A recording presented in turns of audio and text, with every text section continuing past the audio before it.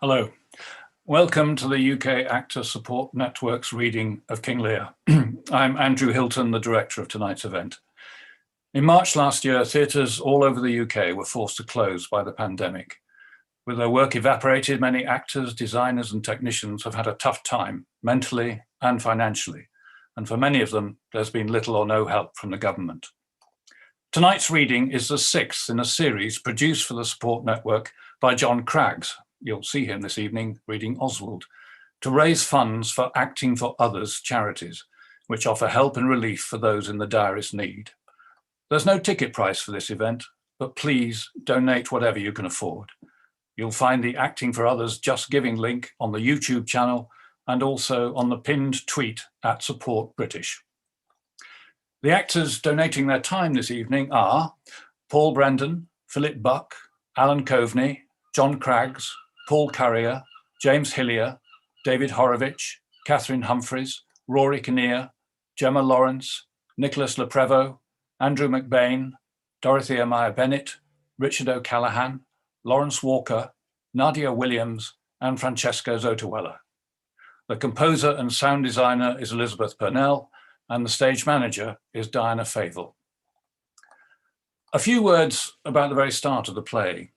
Scotland's future within the United Kingdom is rarely out of the news these days. Much the same might be said for the time King Lear was premiered in 1606. King James, for whom the play was performed at court on the 26th of December that year, cherished an ambition to unite his Scottish and English crowns. And yet the play's opening words concern the imminent division of an earlier united Britain into three parts. One can imagine the shared intake of breath as those opening words were spoken that night, and the court's astonishment at the silence with which Lear's court greets his bizarre and dangerous decision. For it's only when he angrily disinherits his youngest daughter Cordelia that anyone is moved to protest. To understand that silence, I suggest you imagine that the 80-year-old Lear has reigned for half a century or more. In that time, he's been all-powerful. He's controlled not only events, but also to some degree thought. His people of all ages have been his children. As the Earl of Kent will put it, my king, my father, my master, my great patron. And the habit of obedience has bred a failure to question, let alone to challenge, the old man's diktat. But when such complete control fails, what energies are released? How comfortably do the children occupy the space vacated by the father? The old king believes he can control the future as securely as he's controlled the past. We know that that is a foolish vanity, and that very probably chaos is waiting in the wings. Plays don't come better than this one. I hope you enjoy it. King Lear by William Shakespeare.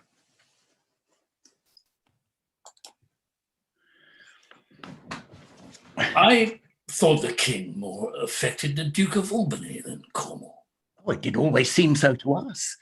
But now in the division of the kingdom, it appears not which of the dukes he values most, for equalities are so weighed that curiosity in neither can make choice of either's moiety.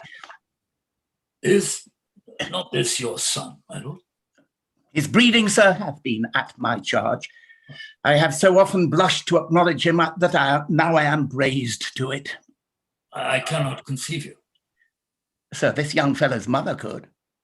Whereupon she grew round-wombed, and had indeed, sir, a son for her cradle, ere she had a husband for her bed. Do you smell a fault? Well, I cannot wish the fault undone, the issue of it being so proper. But I have a son, sir, by order of law, my son Edgar, some year elder than this, who yet is no dearer in my account, though this knave came something saucily into the world before he was sent for. Yet was his mother fair. There was good sport at his making, and the whoreson must be acknowledged. Do you know this noble gentleman, Edmund? No, my lord. My Lord of Kent. Remember him hereafter as my honourable friend. My services to your lordship. I love you and must sue to know you better. Sir, I shall study deserving. He hath been abroad 9 years, and away he shall again. The king is coming.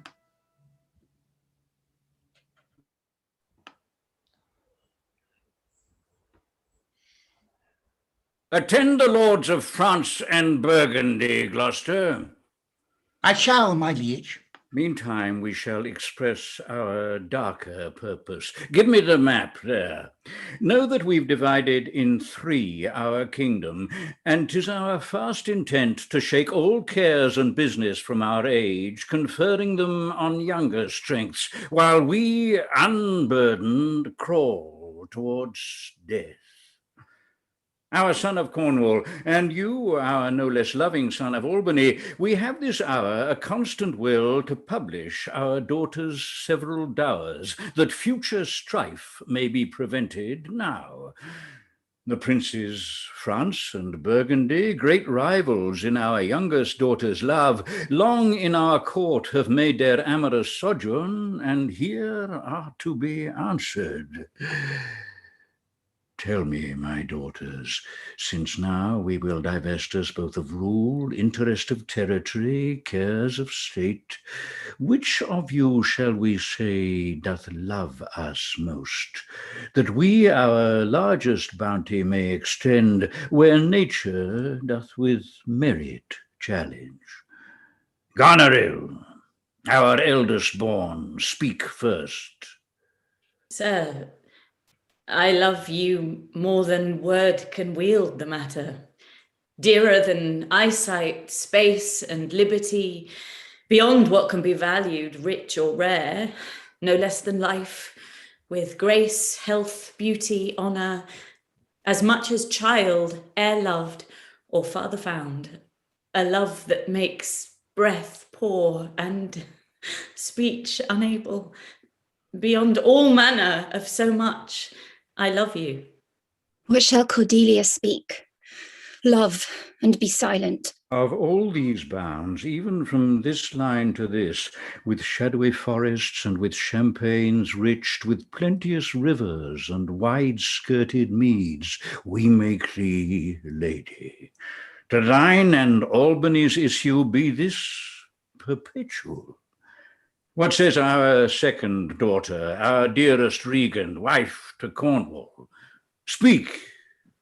I am made of that self-same metal as my sister, and prize me at her worth.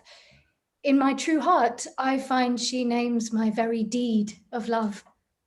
Only she comes too short, that I profess myself an enemy to all other joys which the most precious square of sense possesses, and find I am alone felicitate in your dear highness's love. Then poor Cordelia, and yet not so, since I am sure my love's more ponderous than my tongue. Regan, to thee and thine hereditary ever remain this ample third of our fair kingdom, no less in space, validity, and pleasure than that conferred on Goneril. Now our joy, although the last, not least, to whose young love the vines of France and milk of Burgundy strive to be interest. What can you say to draw a third more opulent than your sisters? Speak. Nothing, my lord. Nothing? Nothing. Well, nothing will come of nothing. Speak again. Unhappy that I am, I cannot heave my heart into my mouth. I love your majesty according to my bond, no more nor less. How now, Cordelia, mend your speech a little, lest you may mar your fortunes. Good my lord, you have begot me, bred me, loved me. I return those duties back as a right fit, obey you, love you, and most honour you. Why have my sisters husbands if they say they love you all? Haply, when I shall wed, that lord whose hand must take my plight shall carry half my love with him, half my care and duty. Sure, I shall never marry like my sisters, to love my father all. But goes thy heart with this? Aye, my good lord. So young and so untender? So young, my lord, and true. Let it be so. Thy truth then be thy dower. For by the sacred radiance of the sun, the mysteries of Hecate and the night, by all the operation of the orbs from whom we do exist and cease to be, here I disclaim all my paternal care, propinquity, and property of blood, and as a stranger to my heart and me, hold thee from this forever. The barbarous Scythian, or he that makes his generation messes to gorge his appetite, shall to my bosom be as well neighboured, pitied, and relieved as thou, my sometime daughter. Good, my liege. Peace, Kent, come not between the dragon and his wrath. I loved her most, and thought to set my rest on her kind nursery. Hence, and avoid my sight! So be my grave my peace, as here I give her father's heart from her. Call France! Who stirs? Call Burgandy! Cornwall and Albany, with my 2 daughters' dowers, digest this third. Let pride, which she calls plainness, marry her. I do invest you jointly with my power, preeminence, and all the large effects that troop with majesty. Ourself by monthly course, with reservation of 100 knights by you to be sustained, shall our abode make with you by due turn.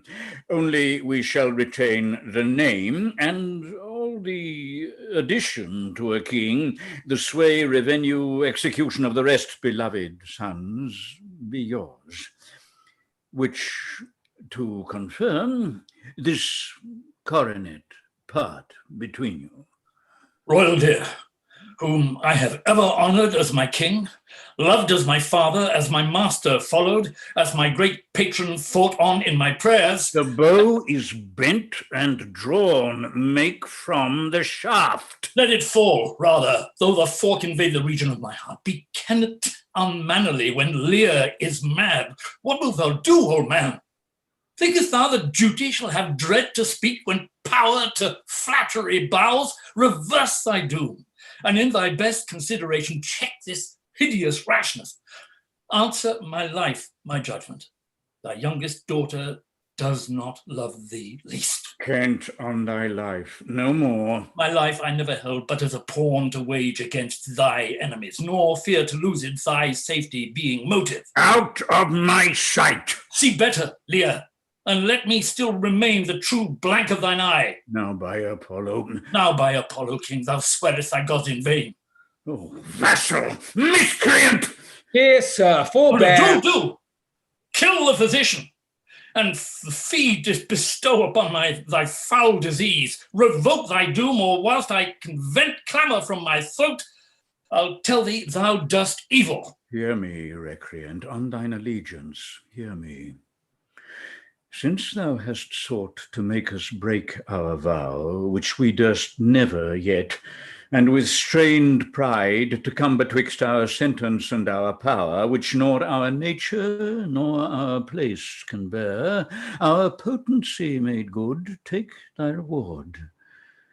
5 days we do allot thee for provision to shield thee from disasters of the world, and on the 6th to turn thy hated back upon our kingdom. If on the 10th day following thy banished trunk be found in our dominions, the moment is thy death. Away! By Jupiter, this shall not be revoked. Fare thee well, king.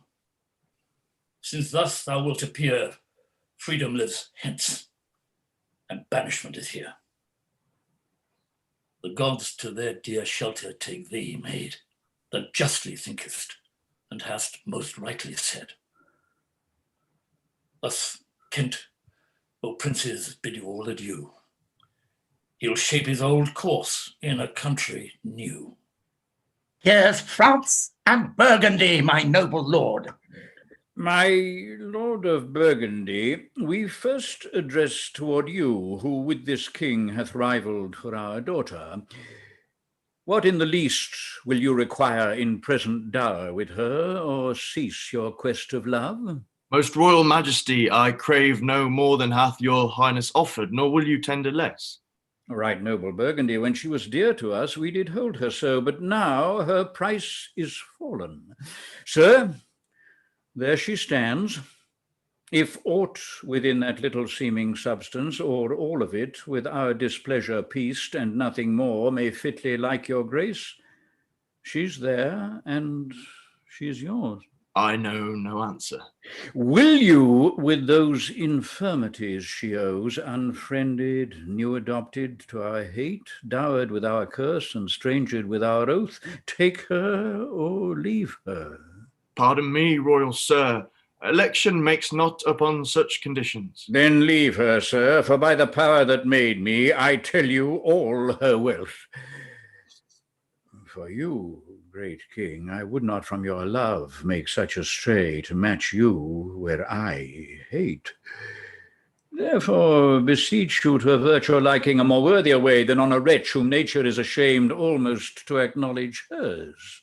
Most strange that she, whom even but now was your best object, the argument of your praise, balm of your age, most best, most dearest, should in this trice of time commit a thing so monstrous to dismantle so many folds of favour. Sure, her offence must be of such unnatural degree that monsters it, or your forevouched affection fall entertained. Wish to believe of her must be a faith that reason without miracle could never plant in me. I yet beseech your majesty, if, for I want that glib and oily art to speak and purpose not, since what I well intend, I'll do it before I speak, that you make known it is no vicious blot, murder or foulness, no unchaste action or dishonoured step that hath deprived me of your grace and favour, but even for want of that for which I am richer, a still soliciting eye and such a tongue as I am glad I have not, though not to have it hath lost me in your liking. Better thou hadst not been born than not to have pleased me better. Is it but this? A tardiness in nature which often leaves the history unspoke that it intends to do? My lord of Burgundy, what say you to the lady? Love's not love when it is mingled with regards that stand aloof from the entire point. Will you have her? She is herself a dowry. Royal Lear, give but that portion which yourself proposed, and here I take Cordelia by the hand, Duchess of Burgundy. Nothing, I've sworn, I'm firm. I am sorry then you have so lost a father that you must lose a husband.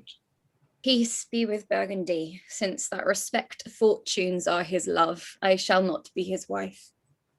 Fairest Cordelia, but art most rich being poor, most choice forsaken, and most loved despised. Thee and thy virtues here I seize upon. Be it lawful, I take up what's cast away. Gods, 'tis strange that from their coldest neglect my love should kindle to inflamed respect. Thy dowerless daughter, king, thrown to my chance, is queen of us, of ours, and our fair France. Not all the dukes of waterish Burgundy can buy this unprized precious maid of me. Bid them farewell, Cordelia, though unkind. Thou losest here a better where to find. Thou hast her, France. Let her be thine, for we have no such daughter, nor shall ever see that face of hers again. Therefore be gone without our grace, our love, our benison. Come, noble Burgundy. Bid farewell to your sisters. The jewels of our father, with washed eyes Cordelia leaves you. I know you what you are, and like a sister am most loath to call your faults as they are named. Love well our father. To your professed bosoms I commit him, and yet, alas, stood I within his grace, I would prefer him to a better place. So farewell to you both. Prescribe not us our duty. Let your study be to content your lord, who hath received you at fortune's arms. You have obedience scanted, and well are worth the want that you have wanted. Time shall unfold what plighted cunning hides, who covers faults at last with shame derides. Well, may you prosper. Come, my fair Cordelia. Sister, it is not little I have to say of what most nearly appertains to us both. I think our father will hence tonight. That's most certain, and with you. Next month with us. You see how full of changes his age is. The observation we have made of it hath not been little. He always loved our sister most, and with what poor judgment he hath now cast her off appears too grossly. The infirmity of his age. Yet he hath ever but slenderly known himself. The best and soundest of his time hath been but rash. Then must we look from his age to receive not alone the imperfections of long engraft condition, but therewithal the unruly waywardness that infirm and choleric years bring with them. Such unconstant starts are we like to have from him as this of Kent's banishment. There is further compliment of leave-taking between the Duke and him. Pray you, let us hit together. If our father carry authority with such disposition as he bears, this last surrender of his will but offend us. We shall further think on't. We must do something, and in the heat. Thou, nature, art my goddess. To thy law my services abound. Wherefore should I stand in the plague of custom and permit the curiosity of nations to deprive me? For I am some 12 or 14 moonshines lag of a brother. Why bastard? Wherefore base? When my dimensions are as well compact, my mind as generous, and my shape as true as honest madam's issue? Why brand they us with base, with baseness, bastardy, base, base? Who in the lusty stealth of nature take more composition and fierce quality than doth within a dull, stale, tired bed go to the creating a whole tribe of fops got between sleep and wake. Well then, legitimate Edgar, I must have your land. Our father's love is to the bastard Edmund as to the legitimate. Fine word, legitimate. Well, my legitimate. If this letter speed and my invention thrive, Edmund the base shall top the legitimate. I grow. I prosper. Now, gods, stand up for bastards. Kent, banished thus, and France in collar parted, and the king gone tonight, all this done upon the gad. Oh, Edmund, how now? What news? So please your lordship, none. What? Why so earnestly seek you to put up that letter? I know no news, my lord. What paper were you reading? Nothing, my lord. No? What needed then that terrible dispatch of it into your pocket? The quality of nothing hath not such need to hide itself. Come, let's see. If it be nothing, I shall not need spectacles. I beseech you, sir, pardon me. It is a letter from my brother that I have not all o'er-read, and for so much as I have perused, I find it not fit for your o'erlooking. Give me the letter, sir. I shall offend either to detain or give it. The contents, as in part I understand them, are to blame. Oh, let's see. I hope for my brother's justification. He wrote this but as an essay or test of my virtue. Brother Edmund, we have legitimate title to the wealth our doting father revels in. Yet this policy and reverence of age keeps our fortunes from us till our oldness cannot relish them. Of this I would speak more. If our father would sleep till I waked him, you should enjoy half his revenue forever and live the beloved of your brother, Edgar. Sleep till I waked him? My son Edgar, had he a hand to write this, a heart and brain to breed it in? When came this to you? Who brought it?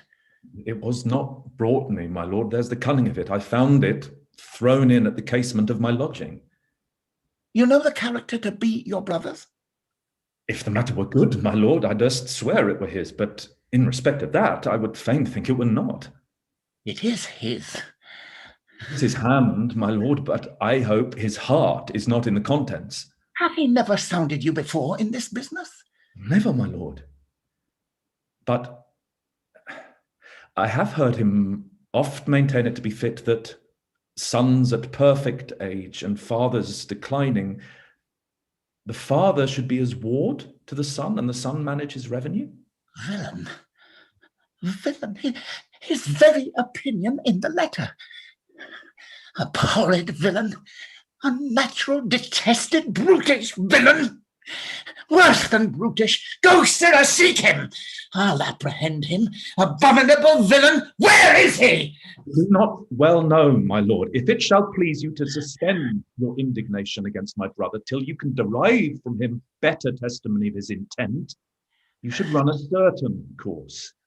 If you violently proceed against him, it would make a great gap in your own honour and shake in pieces the heart of his obedience. I dare pawn down my life for him, that he hath writ this to feel my affection to your honour, and to no further pretence of danger. Think you so? If your honour judge it meet, I will place you where you shall hear us confer of this, and by an auricular assurance have your satisfaction. He cannot be such a monster. Edmund, seek him out.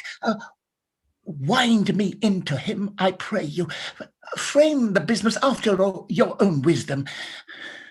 I would unstate myself to be in due resolution. I will speak him, sir, presently. These late eclipses in the sun and moon portend no good to us. Love cools, friendship falls off, brothers divide. In cities mutinies, in countries discord, in palaces treason, and the bond cracked twixt son and father. This villain of mine comes under the prediction. There's son against father. The king falls from bias of nature. There's father against child. We have seen the best of our time. Machinations, hollowness, treachery, and all ruinous disorders follow us disquietly to our graves. Find out this villain, Edmund. It shall lose thee nothing. Do it carefully. And the noble and true-hearted Kent banished. His offence, honesty. 'Tis strange.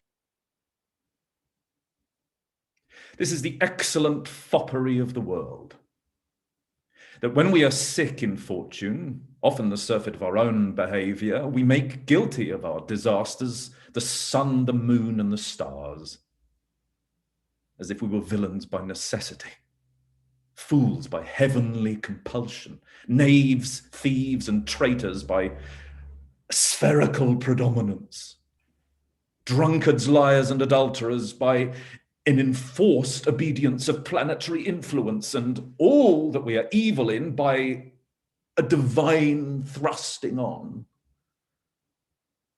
An admirable evasion of whoremaster man to lay his goatish disposition to the charge of a star.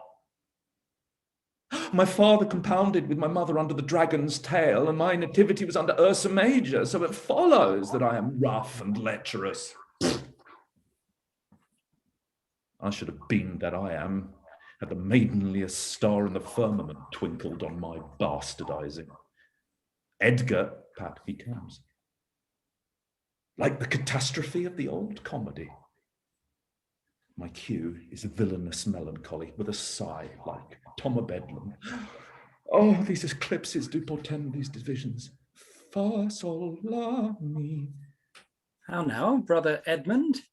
What serious contemplation are you in? I am thinking, brother, of a prediction I read this other day, what should follow these eclipses. Do you busy yourself with that? I promise you the effects he writes of succeed unhappily. When saw you my father last? The night gone by. Spake you with him? Aye, 2 hours together. Found you no displeasure in him by word or countenance? No, none at all. Bethink yourself wherein you may have offended him. And at my entreaty forbear his presence till some little time hath qualified the heat of his displeasure, which at this instant so rages in him that e'en some mischief to your person would scarce allay. Well, some villain hath done me wrong. That's my fear. I pray you, have a continent forbearance till the speed of his rage grows slower. Retire you to my lodging, where you may conceal yourself the while. Pray ye, go, there's my key. If you do stir abroad, go armed. Armed, brother? Brother, I am no honest man, if there be any good meaning toward you. I have told you what I have seen and heard, but faintly. Nothing like the image and horror of it. Pray you away. What shall I hear from you anon? I do serve you in this business.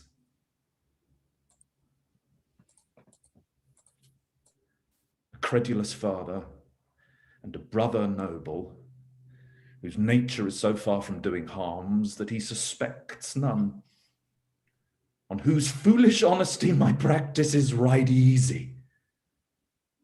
I see the business. Let me, if not by birth, have lands by wit. All with me's meet that I can fashion fit. At Albany and Goneril's palace. Did my father strike my gentleman for chiding of his fool? Yes, madam. By day and night he wrongs me. Every hour he flashes into one gross crime or other that sets us all at odds. I'll not endure it. His knights grow riotous, and himself upbraids us on every trifle. When he returns from hunting, I will not speak with him. Say I'm sick. If you come slack of former services, you shall do well. The fault of it, I'll answer. He's coming, madam. But on what weary negligence you please, you and your fellows, I'll have it come to question. If he dislike it, let him to our sister, whose mind and mine I know in that are one, not to be overruled. Idle old man, that still would manage those authorities that he hath given away. Now by my life, old fools are babes again, and must be used with checks, not flatteries, when they are seen abused. Remember what I have said. Well, madam. And let his knights have colder looks among you. What grows of it, no matter. Advise your fellows so. I'll write straight to my sister to hold my course. Prepare for dinner. Kent has disguised himself as a servant. If but as well I other accents borrow that can my speech diffuse, my good intent may carry through itself to that full issue for which I raised my likeness. Now, banished Kent, if thou canst serve where thou dost stand condemned, so may it come. Thy master, whom thou lovest, shall find thee full of labours. Let me not stray a jot for dinner. Go get it ready. How now, what art thou? A man, sir. What dost thou profess? What wouldst thou with us? I do profess to be no less than I seem. To serve him truly, that will put me in trust. To love him that is honest, to converse with him that is wise and says little, to fear judgment, to fight when I cannot choose, and to eat no fish. What art thou? A very honest-hearted fellow, and as poor as a king. If thou beest as poor for a subject as he is for a king, thou art poor enough. What wouldst thou? Service. Who wouldst thou serve? You. Dost thou know me, fellow? No, sir. But you have that in your countenance which I would fain call master. What's that? Authority. What services canst thou do? I can keep honest counsel, ride, run, mar a curious tale in telling it, and deliver a plain message bluntly. That which ordinary men are fit for, I am qualified in. And the best of me is diligence. How old art thou? Not so young, sir, to love a woman for singing, nor so old to dote on her for anything. I have years on my back, 48. Follow me. Thou shalt serve me. If I like thee no worse after dinner, I will not part from thee yet. Dinner! Ho! Dinner! Where's my knave, my fool? Call my fool hither. You, sirrah, where's my daughter? So please you. What says the fellow there? Call the clock-pole back. Where's my fool? Oh, I think the world's asleep. Oh, now, where's that mongrel? He says, my lord, your daughter is not well. Why came not the slave back to me when I called him? Sir, he answered me in the roundest manner. He would not. He would not? My lord, I know not what the matter is, but to my judgment, your highness is not entertained with that ceremonious affection as you were wont. There's a great abatement of kindness appears as well in the general dependence as in the duke himself also, and your daughter. Sayest thou so? I beseech you, pardon me, my lord, if I be mistaken, for my duty cannot be silent when I think your highness wronged. Thou but rememberest me of mine own conception. I have perceived a most faint neglect of late, which I have rather blamed as mine own jealous curiosity than as a very pretence and purpose of unkindness. I will look further into it. But where's my fool? I have not seen him these 2 days. Since my young lady's going into France, sir, the fool hath much pined away. Yeah, no more of that. I have noted it well. Go you and tell my daughter I would speak with her. Go you, call hither my fool. Oh, you, sir, you. Come you hither, sir. Who am I, sir? My lady's father. My lady's father. My lord's knave, you horse and dog, you slave, you cur. I am none of these, my lord. I beseech your pardon. Do you bandy looks with me, you rascal? I'll not be struck, my lord. Nor tripped, huh? Neither, you base football player. I thank thee, fellow. Thou servest me, and I love thee. Oh, come, sir. Arise, away. I'll teach you differences. Away, away. If you will measure your lubber's length again, tarry. But away, go to. Have you wisdom? So. Now, my friendly knave, I thank thee. There's earnest of thy service. Let me hire him too. Here, knave, here's my coxcomb. How now, my pretty fool, how dost thou? Sirrah, you were best take my coxcomb. Why, fool? Why? For taking one's part that's out of favour. Nay, and thou canst not smile as the wind sits, thou catch cold shortly. There, take my coxcomb. Why, this fellow has banished 2 owned daughters, and did the 3rd a blessing against his will. If thou follow him, thou must needs wear my coxcomb. How now, nuncle? Would I had 2 coxcombs and 2 daughters? Why, my boy? Why? For taking... If I gave them all my living, I'd keep my coxcombs myself. There's mine. Beg another of thy daughters. Take heed, sirrah, the whip. Truth, a dog must to kennel. He must be whipped out, while the bitch Lady Brack may stand by the fire and stink. Pestilent gall to me. Sirrah, I'll teach thee a speech. Do. Mark it, nuncle. Have more than thou showest, speak less than thou knowest, lend less than thou owest, ride more than thou goest. Leave thy drink and thy whore, and keep in a door, and thou shalt have more than 2 tens to a score. This is nothing, fool. Then 'tis like the breath of an unfeed lawyer, you gave me nothing for it. Can you make no use of nothing, nuncle? Why, no, boy. Nothing can be made out of nothing. Prithee, tell him so much the rent of his land comes to. He will not believe a fool. A bitter fool. Nuncle, give me an egg and I'll give thee 2 crowns. What 2 crowns shall they be? Why, after I have cut the egg in the middle and eat up the meat, the 2 crowns of the egg. When thou clovest thy crown in the middle and gavest away both parts, thou borest thy ass on thy back o'er the dirt. Thou hast little wit in thy bald crown when thou gavest thy golden one away. Fools had ne'er less grace in a year, for wise men are grown foppish, and know not how their wits to wear, their manners are so apid. When were you wont to be so full of songs, sirrah? I have used it, nuncle, ever since thou madest thy daughters thy mothers. For when thou gavest them the rod and puttest down thine own breeches, then they for sudden joy did weep, and I for sorrow sung, that such a king should play bo peep, and go the fools among. Prithee, nuncle, keep a schoolmaster that can teach thy fool to lie. I would fain learn to lie. An you lie, sirrah, we'll have you whipped. I marvel what kin thou and thy daughters are. They'll have me whipped for speaking true, thou'lt have me whipped for lying, and sometimes I am whipped for holding my peace. I had rather be any kind of thing than a fool, and yet I would not be thee, nuncle.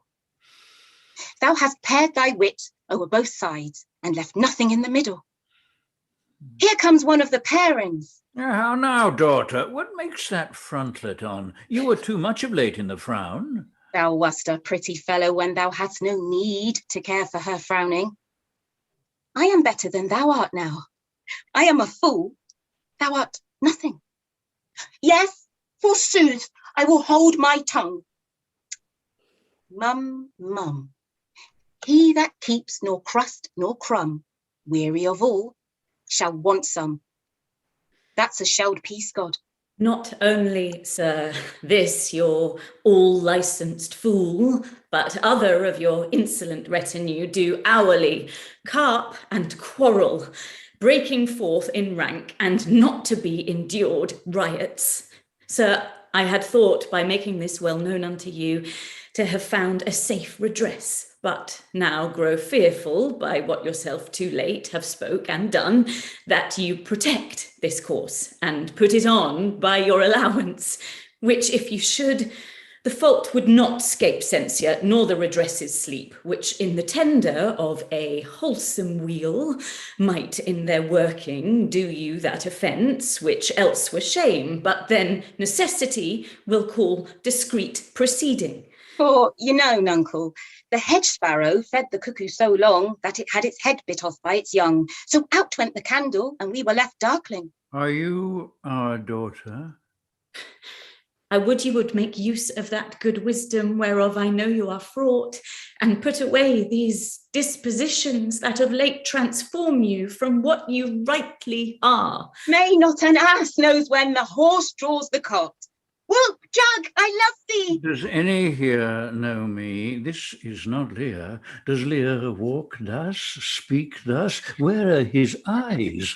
Either his notion weakens, his discernings slackened, waking? It is not so. Who is it that can tell me who I am? Lear's shadow. I would learn that, for by the marks of sovereignty, knowledge, and reason, I should be false persuaded I had daughters. Your name, fair gentlewoman? This admiration, sir, is much of the savour of other your new pranks. I do beseech you to understand my purposes aright, as you are old and reverend should be wise. Here do you keep 100 knights and squires, men so disordered, so debauched and bold, that this our court, infected with their manners, shows like a riotous inn. Epicurism and lust make it more like a tavern or a brothel than a graced palace. The shame itself doth speak for instant remedy. Be then desired by her that else will take the thing she begs. A little to disquantity your train, and the remainder that shall still depend to be such men as may besort your age and know themselves and you. Darkness and devils! Saddle my horses! Call my train together! Degenerate bastard, I'll not trouble thee! Yet have I left a daughter. You strike my people, and your disordered rabble make servants of their betters. Woe that too late repents. Oh, sir, are you come? Is it your will? Speak, sir. Prepare my horses. Ingratitude, thou marble-hearted fiend, more hideous when thou show'st thee in a child than the sea monster. Pray, sir, be patient. Detested kite, thou liest. My train are men of choice and rarest parts, that all particulars of duty know, and in the most exact regard support the worships of their name. Oh, most small fault, how ugly didst thou in Cordelia show, which like an engine wrenched my frame of nature from the fixed place, drew from my heart all love, and added to the gall. Oh, Lear! Lear! Lear! Beat at this gate that let thy folly in and thy dear judgment out. Go, go, my people! But, my lord, I am guiltless, as I am ignorant of what hath moved you. It may be so, my lord. Hear, nature, hear, dear goddess, hear.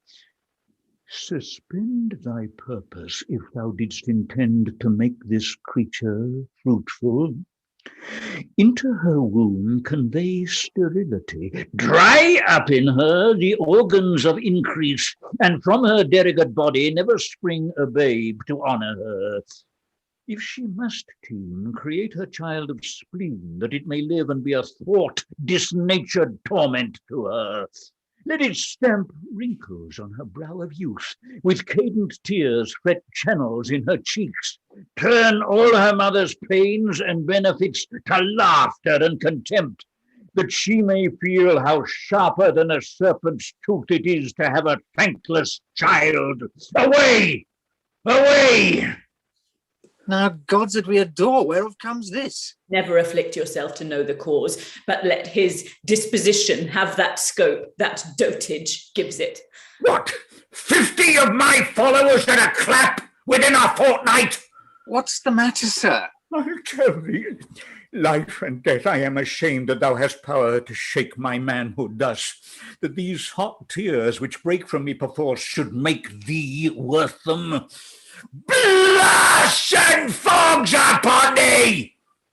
The untented woundings of a father's curse pierce every sense about thee. Old fond eyes, beweep this cause again. I'll pluck ye out and cast you with the waters that you loose to temper clay. Yea, is come to this? Ha! Let it be so. I have another daughter, who I am sure is kind and comfortable. When she shall hear this of thee, with her nails she'll flay thy wolvish visage. Thou shalt find that I'll resume the shape that thou dost think I have cast off forever. Do you mark that? I cannot be so partial, Goneril, to the great love I bear you. Pray you content. What Oswald, ho! You, sir, more knave than fool, after your master. Nuncle Lear, tarry.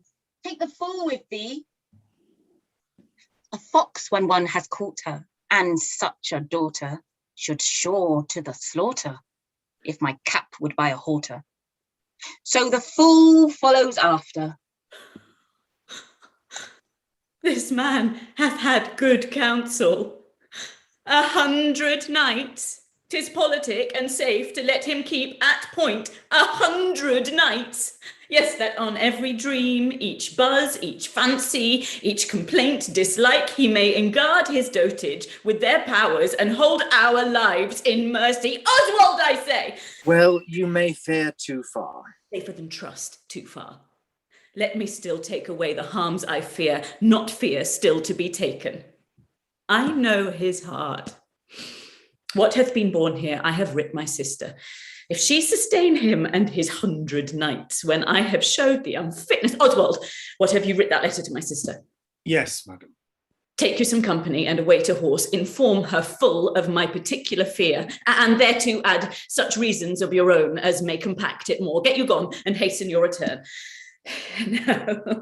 No, my lord, this milky gentleness and course of yours, though I condemn not, yet under pardon, you are much more attaxed for want of wisdom than praised for harmful mildness. How far your eyes may pierce, I cannot tell.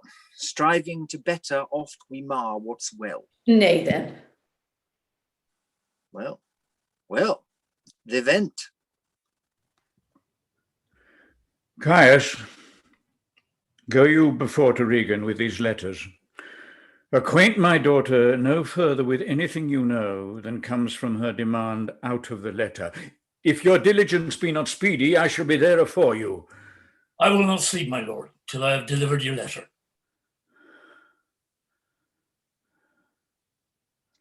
If a man's brains were in his heels, were't not in danger of kites? Aye, boy. Then I prithee be merry. Thy wit shall not go slipshod. Shalt see thy other daughter will use thee kindly, for though she's as like this as a crab's like an apple, yet I can tell what I can tell. What canst tell, boy? She will taste as like this as a crab does to a crab. Thou canst tell why one's nose stands in the middle on space? No. Why, to keep one's eyes of either side's nose, that what a man cannot smell out, he may spy into. I did her wrong.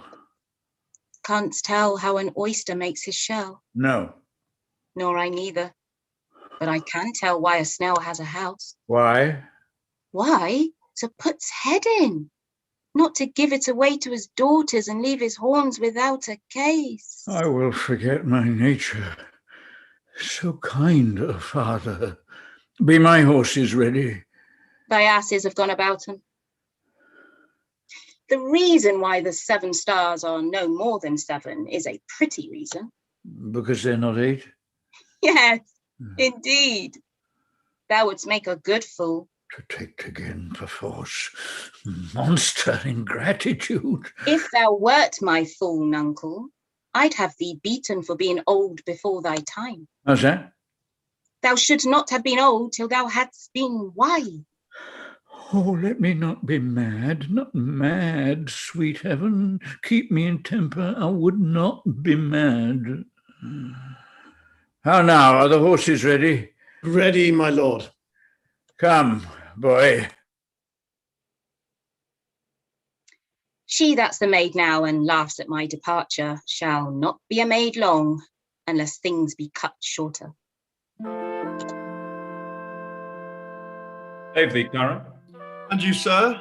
I have been with your father and given him notice that my lord of Cornwall and Regan, his duchess, will be with him here tonight.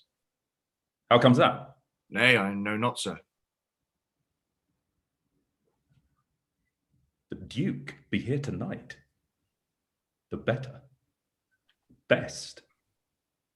Brother, a word, descend. Brother, I say. This weaves itself perforce into my business. My father hath set guard to take my brother, and I have one thing of a queasy question which I must act. Briefness and fortune work. Oh, sir, fly this place, my father watches. Intelligence is given where you are hid. You have now the good advantage of the night. Have you not spoken against the Duke of Cornwall? He's coming hither, now, i'ther night, i'ther haste, and Regan with him. Have you nothing said against him? Advise yourself. I hear my father coming. Pardon me, in cunning I must draw my sword upon you. Draw, seem to defend yourself. Now, quit you well. Yield, come before my father. Light ho, here. Fly, brother. Torches, torches. Farewell. Some blood drawn on me would beget opinion of my more fierce endeavour. I've seen drunkards do more than this in sport. Father! Father! Stop! Stop! No help? Now, Edmund, where's the villain? Here stood he in the dark, his sharp sword out, mumbling of wicked charms, conjuring the moon to stand auspicious mistress. But where is he? Look, sir, I bleed. Where is the villain, Edmund? Fled this way, sir, when by no means... Pursue him! Ho! Go after! My lord. By no means what? Persuade me to the murder of your lordship. But that I told him the revenging gods gainst parricides did all the thunder bend, spoke with how manifold and strong a bond the child was bound to the father, sir, in fine, with his prepared sword, he charges home my unprovided body, lanced mine arm, but when he saw my best alarum spirits bold in the quarrel's right, roused to the encounter, full suddenly he fled. Let him fly far. Not in this land shall he remain uncaught, and found dispatched. The noble Duke, my master, my worthy arch and patron, comes tonight. By his authority I will proclaim it that he which finds him shall deserve our thanks, bringing the murderous coward to the stake. He that conceals him, death. I never got him. Hark, the trumpets, the Duke's trumpets. I know not why he comes. All ports I'll bar, the villain shall not scape. The Duke must grant me that. Besides, his picture I will send far and near, that all the kingdom may have due note of him, and of my land, loyal and natural boy, I'll work the means to make thee capable. How now, my noble friend? I have heard strange news. If it be true, all vengeance comes too short which can pursue the offender. How dost, my lord? Oh, madam, my old heart is cracked. It's cracked. Did my father's godson seek your life? He whom my father named, your Edgar. Oh, lady, shame would have it hid. Was he not companion with the riotous knights that tended upon my father? I know not, madam. 'Tis too bad, too bad. Yes, madam, he was of that consort. No marvel then, though he were ill affected. 'Tis they have put him on the old man's death, to have the expense and waste of his revenues. I have this present evening from my sister been well informed of them, and with such cautions that if they come to sojourn at my house, I'll not be there. Nor I, assure thee, Regan. Edmund, I hear that you have shown your father a childlike office. 'Twas my duty, sir. He did unmask his practice and receive this hurt, you see, striving to apprehend him. If he be taken, he shall never more be feared of doing harm. For you, Edmund, natures of such deep trust we shall much need. You shall be ours. I shall serve you, sir, truly, however else. For him I thank your grace. You know not why we came to visit you. Thus out of season, threading dark-eyed night. Occasions, noble Gloucester, of some prize, wherein we must have use of your advice. Our father he hath writ, so hath our sister, of differences which I best thought it fit to answer from our home. Now, our good old friend, lay comforts to your bosom and bestow your needful counsel to our businesses, which craves the instant use. I serve you, madam. Your graces are right welcome.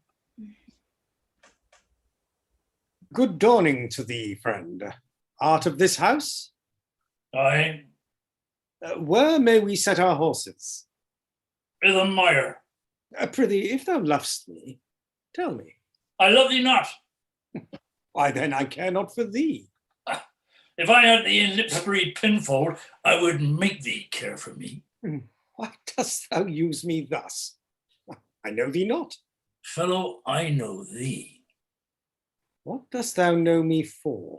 A knave, a rascal, an eater of broken meats, A base, proud, shallow, beggarly, three-suited, 100-pound, filthy, worsted stocking knave. A filthy, lily-livered, action-taking, horse-son, glass-gazing, super-serviceable, finical rogue, and the son and heir of a mongrel bitch, one whom I will beat into clamorous whining if thou deniest the least syllable of thy addition. Why, what a monstrous fellow art thou, thus to rail on one that is neither known of thee, nor knows thee. Brazen-faced varlet art thou to deny thou knowest me. Is it 2 days ago since I tripped up thy heels and beat thee before the king? Go on, draw, you rogue, for though it be night, yet the moon shines. I'll make a sop of the moonshine of you, you whoreson, cullion thee barber-monger. Draw! Away, I have nothing to do with thee. Draw, you rascal, you come with letters against the king, and take vanity the puppet's part against the royalty of her father. Draw, you rogue, or I'll so carbonade your shanks. Draw, you rascal, come your ways. Help! Oh, murder! Help! Strike your slave, you tailor's dummy, strike! Help! Oh, murder! Murder! Oh, now, what's the matter? Part! Will you, goodman boy, and you please? Come on, I'll flesh ye. Come on, young master. Weapons? Arms? What's the matter here? Peace upon your lives. He dies that strikes again. What is the matter? Messengers from our sister and the king. What is your difference? Speak. I'm scarce of breath, my lord. No marvel. You have so bestirred your valour, you cowardly rascal. Nature disclaims in thee. The tailor made thee. Thou art a strange fellow. A tailor make a man? Aye, a tailor, sir. A stone cutter or a painter could not have made him so ill, though they had been but 2 hours at the trade. Speak yet. How grew your quarrel? This ancient ruffian, sir, whose life I have spared at suit of his grey beard, was... Oh, whoreson Zed, thou unnecessary letter. My lord, if you will give me leave, I will tread this unbolted villain into the mortar and daub the walls of her cheeks with him. Spare my grey beard, you wagtail. Peace, Sarah, you beastly knave. Know you no reverence? Yes, sir. But anger hath a privilege. Why art thou angry? That such a slave as this should wear a sword who wears no honesty. Such smiling rogues as these renege, affirm, and turn their halcyon beaks with every gale and vary of their masters, knowing naught like dogs, but following. A plague upon your epileptic visage. Smile you at my speeches as I were a fool? Ghost, if I had you upon Sarum plain, I'd drive ye cackling home to Camelot. Why art thou mad, old fellow? How fell you out? Say you that? His countenance I like not. No more perchance does mine, nor his, nor hers. So 'tis my occupation to be plain. I have seen better faces in my time than stands on any shoulders as I see before me at this minute. This is some fellow, who having been praised for bluntness, doth affect a saucy roughness. He cannot flatter, he, an honest mind and plain. He must speak truth. These kind of knaves I know, which in this plainness harbour more craft and more corrupt ends than 20 silly ducking observants that stretch their duties nicely. Oswald, what was the offence you gave him? I never gave him any. It pleased the king, his master, very late, to strike at me upon his misconstruction, when he, compact in flattering his displeasure, tripped me behind, being down, insulted, railed, and put upon him such a deal of man that worthied him. Got praises of the king, and, in the fleshment of this dread exploit, drew on me here again. None of these rogues and cowards, but Ajax is their fool. Fetch forth the stocks! You stubborn ancient knave, you reverend braggart, we'll teach you. Sir, I am too old to learn. Call not your stocks for me. I serve the king, on whose employment I was sent to you.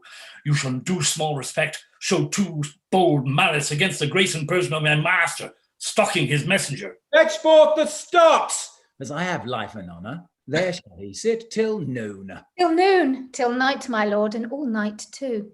Why, madam, if I were your father's dog, you should not use me so. Sir, being his knave, I will. This is a fellow of the self-same colour our sister speaks of. Come, bring away the stocks!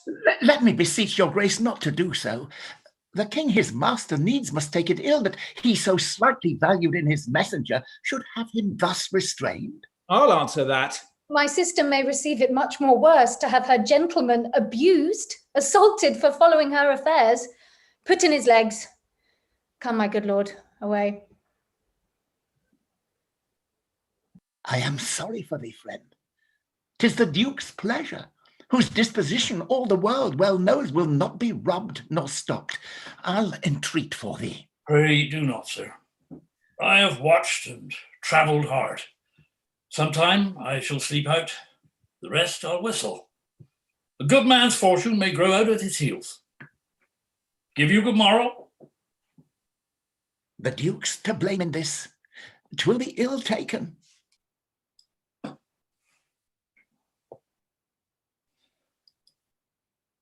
Good king, that must approve the common sore. Thou out of heaven's benediction comest to warm the sun. Fortune smile once more, turn thy wheel.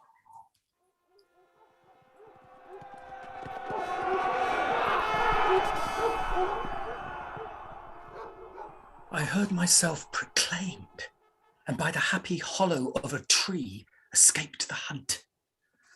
No port is free, no place that guard and most unusual vigilance does not attend my taking. Whilst I may escape, I will preserve myself, and am bethought to take the basest and most poorest shape that ever penury and contempt of man brought near to beast. I'll grime my face with filth, blanket my loins, elf all my hair in knots, and with presented nakedness outface the winds and persecutions of the sky. The country gives me proof and precedent of bedlam beggars, who with roaring voices strike in their numbed and mortified bare arms pins, wooden pricks, nails, sprigs of mercury, and with this horrible object from low farms, poor pelting villages, sheepcotes and mills, sometime with lunatic bans, sometimes with prayers, enforce their charity. Poor Turley God! Poor Tom! That's something yet. Edgar, I nothing am. 'Tis strange that they should so depart from home and not send back my messenger. Hail, noble master. Ah? Makest thou this shame thy pastime? No, my lord. He wears cruel garters. Horses are tied by the heads, dogs and bears by the neck, monkeys by the loins, and men by the legs. What's he that hath so much thy place mistook to set thee here? It is both he and she, your son and daughter. No. Yes? No, I say. I say yea. By Jupiter, I swear no. I swear aye. They durst not do it, they could not, would not do it. 'Tis worse than murder to do upon respect such violent outrage. Resolve me how thou mightst deserve this usage coming from us. My lord, when at their home, I did commend your highness's letter to them. There I was risen from my knee, a reeking post, stewed in his haste, half breathless, panted forth from Goneril his mistress' salutations, delivered letters, on whose contents they summoned up their people, straight took horse here to Gloucester, and commanded me to follow. Meeting here, the other messenger, being the very fellow which you late displayed so saucily against your highness, having more man than wit about me, I drew. He raised the house with loud and coward cries. Your son and daughter found his trespass worth the shame which here it suffers. Winter's not gone yet, if the wild geese fly that way. Oh, how this mother swells up toward my heart. Hysterica passio, down thou climbing sorrow, thy elements below. Where is this daughter? With you, sir, here within. Follow me not. Stay here. Paid you no more offence but what you speak of? None. How chance the king comes with so small a number? And thou hadst been set in the stocks for that question, thou'dst well deserved it. Why, fool? We'll set thee to school to an ant to teach thee there's no labouring in the winter. All that follow their noses are led by their eyes, but blind men, and there's not a nose among 20 but can smell him that's stinking. When a great wheel runs up a hill, let it draw thee after, but when it runs down the hill, let go thy hold, lest it break thy neck with following. When a wise man gives thee better counsel, give me mine again. I would have none but knaves follow it, since a fool gives it. That sir which serves and seeks for gain, and follows but for form, will pack when it begins to rain, and leave thee in a storm. But I will tarry, the fool will stay, and let the wise man fly. The knave turns fool that runs away, the fool no knave per die. Where learned you this, fool? Not in the stocks, fool. Deny to speak with me? They're sick, they're weary, they've travelled all the night. Mere fetches, the images of revolt and flying off. Fetch me a better answer. My dear lord, you know the fiery quality of the Duke, how unremovable and fixed he is in his own course. Vengeance, plague, death, confusion, fiery. What quality? Why, Gloucester, I'll speak with the Duke of Cornwall and his wife. Well, my good lord, I have informed them so. Informed them? Dost thou understand me, man? Aye, my good lord. The king would speak with Cornwall, the dear father would with his daughter speak commands, tens service. Are they informed of this, my breath and blood? Fiery, the fiery Duke.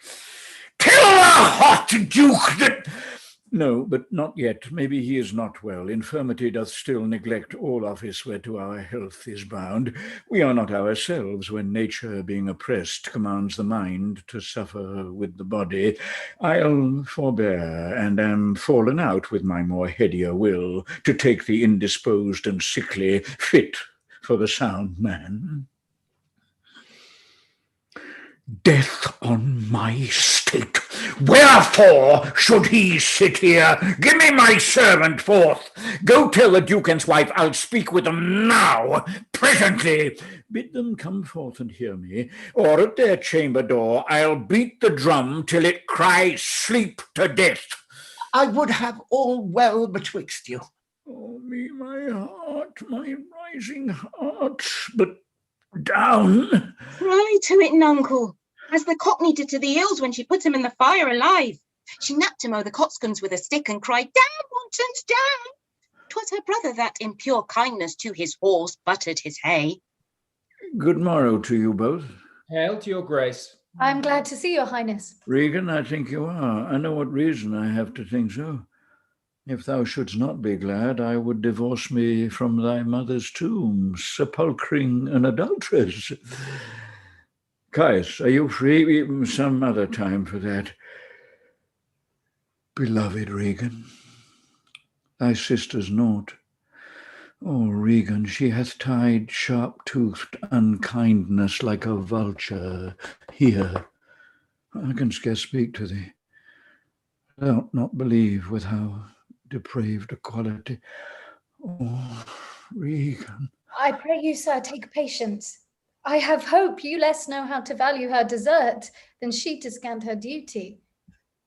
See, how's it? I cannot think my sister in the least would fail her obligation.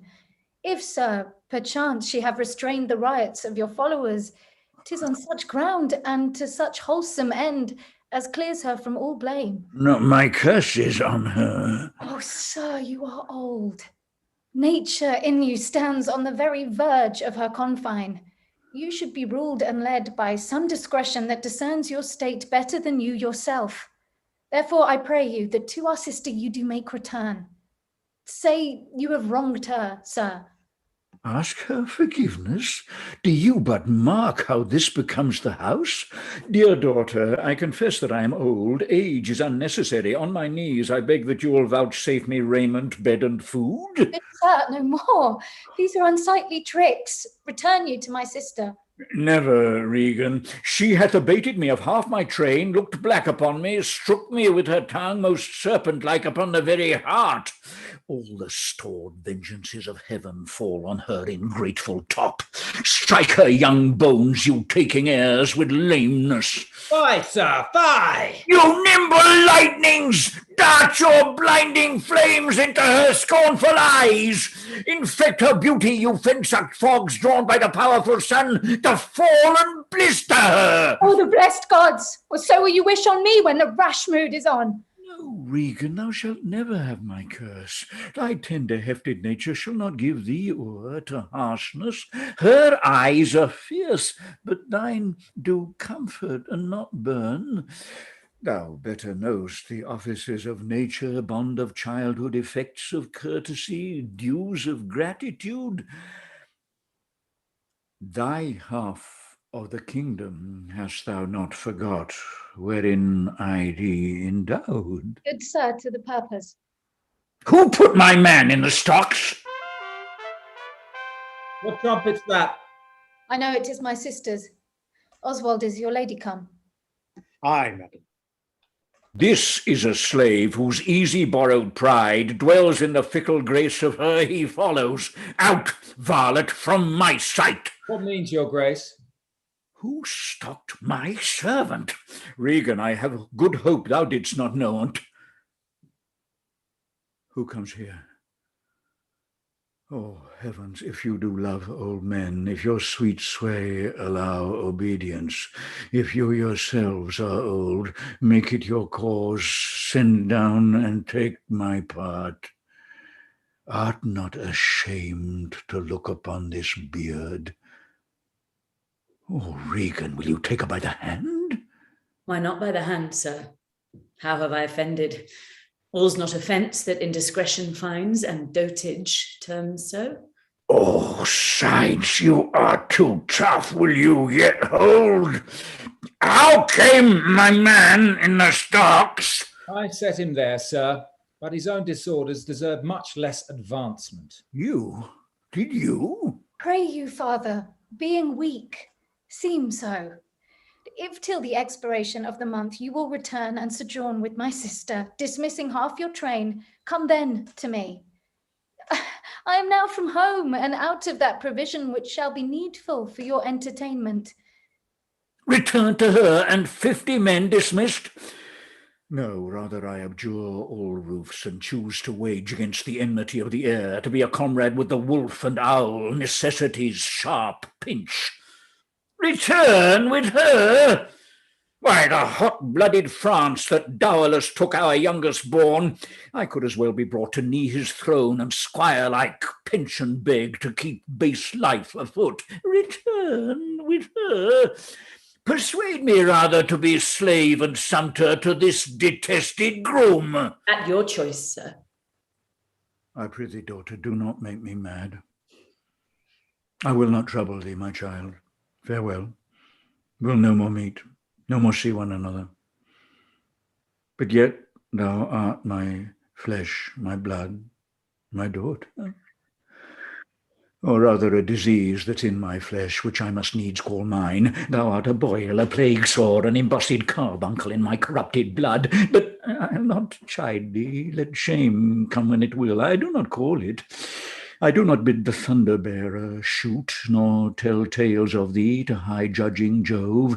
Mend when thou canst, be better at your leisure. I can be patient. I can stay with Regan, I and my 100 knights. Not altogether so. I looked not for you yet, nor am provided for your fit welcome. Give ear, sir, to my sister, for those that mingle reason with your passion must be content to think you old, and so... But she knows what she does. Is this well spoken? I dare avouch it, sir. What, 50 followers? Is it not well? What should you need of more? Yea, or so many, sith that both charge and danger speak against so great a number. How, in one house, should many people under 2 commands hold amity? 'Tis hard, almost impossible. Why might not you, my lord, receive attendance from those that she calls servants, or from mine? Why not, my lord? If then they chance to slack you, we could control them. If you will come to me, for now I spy a danger, I entreat you to bring but 25. To no more will I give place or notice. I gave you all. And in good time you gave it. Made you my guardians, my depositories, but kept a reservation to be followed with such a number. What, come to you with 25? Regan, said you so? Speak it again, my lord. No more with me. Those wicked creatures yet do look well favoured when others are more wicked. Not being the worst stands in some rank of praise. Goneril, I'll go with thee. Thy 50 yet doth double 25, and thou art twice her love. Hear me, my lord. What need you 25, 10, or 5 to follow in a house where twice so many have a command to tend you? What need one? Oh, reason not the need. Our basest beggars are in the poorest thing superfluous. Allow not nature more than nature needs. Man's life is cheap as beasts. Thou art a lady. If only to go warm were gorgeous, why nature needs not what thou gorgeous wear'st, which scarcely keeps thee warm. But for true need, you heavens, give me that patience I need. You see me here, you gods, a poor old man, as full of grief as age, wretched in both. If it be you that stirs these daughters' hearts against their father, fool me not so much to bear it tamely. Touch me with noble anger, and let not women's weapons water drops stain my man's cheeks. No, you unnatural hags! I will have such revenges on you both that all the world shall... I will do such things, what they are, yet I know not, but they shall be the terrors of the earth. You think I'll weep? No, I'll not weep. I have full cause of weeping, but this heart shall break into 100,000 flaws, or ere I'll weep. Oh, fool, I shall go mad. Let us withdraw. 'Twill be a storm. This house is little, the old man and his people cannot be well bestowed. 'Tis his own blame. Hath put himself from rest, and must needs taste his folly. For his particular I'll receive him gladly, but not one follower. So am I purposed. The king is in high rage. Whither is he going? Well, he calls to horse, but will I know not whither. 'Tis best to give him way. He leads himself. My lord, entreat him by no means to stay. Alack, the night comes on, and the bleak winds do sorely ruffle. For many miles about, there's scarce a bush. Oh, sir, to wilful men, the injuries that they themselves procure must be their schoolmasters. Shut up your doors. He is attended with a desperate train, and what they may incense him to, being apt to have his ear abused. Wisdom bids fear. Shut up your doors, my lord. 'Tis a wild night. My Regan counsels well. Come out of the storm.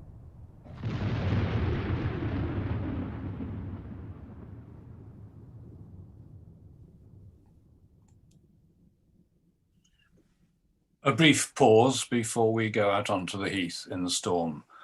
A moment to ask you again to donate what you can to Acting for Others. You'll find the Just Giving link in the comments on the YouTube channel and also on the pinned tweet at Support British. Thank you so much. Enjoy the second half.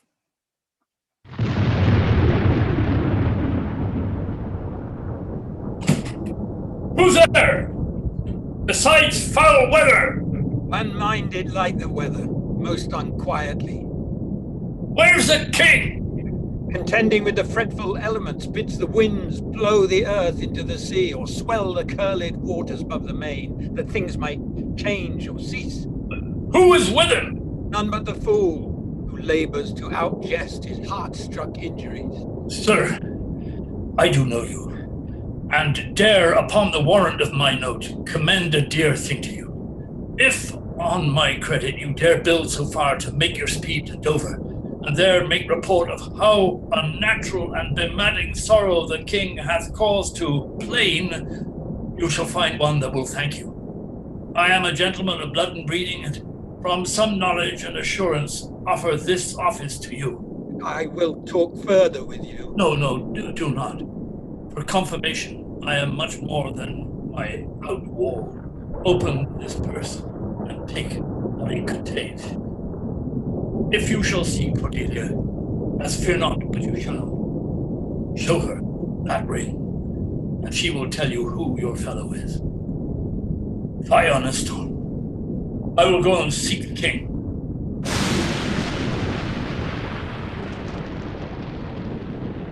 Blow winds and crack your cheeks, you cataracts and hurricanes, spout till you have drenched our steeples, drowned the cocks. You sulphurous and thought-executing fires, vaunt couriers of oak-cleaving thunderbolts, singe my white head, and thou, all-shaking thunder, strike flat the thick rotundity of the world, crack nature's molds, all germans spill at once that make ingrateful man. Oh, nuncle! Caught holy water in a dry house is better than this rainwater out of door. Good nuncle, in, and ask thy daughter's blessing. Here's a knight pities neither wise man nor fools. Rumble thy belly full, spit fire, spout rain. Nor rain, wind, thunder, fire are my daughters. I tax not you, you elements, with unkindness. I never gave you kingdom, called you children. You owe me no subscription. Lend, let fall your horrible pleasure. Here I stand, your slave, a poor, infirm, weak, and despised old man. But yet I call you servile ministers, that will with two pernicious daughters join your high-engendered battles against a head so old and white as this. Oh, 'tis foul. He that has a house to put's head in has a good headpiece. The codpiece that will house before the head has any, the head and he shall louse, but beggars marry many.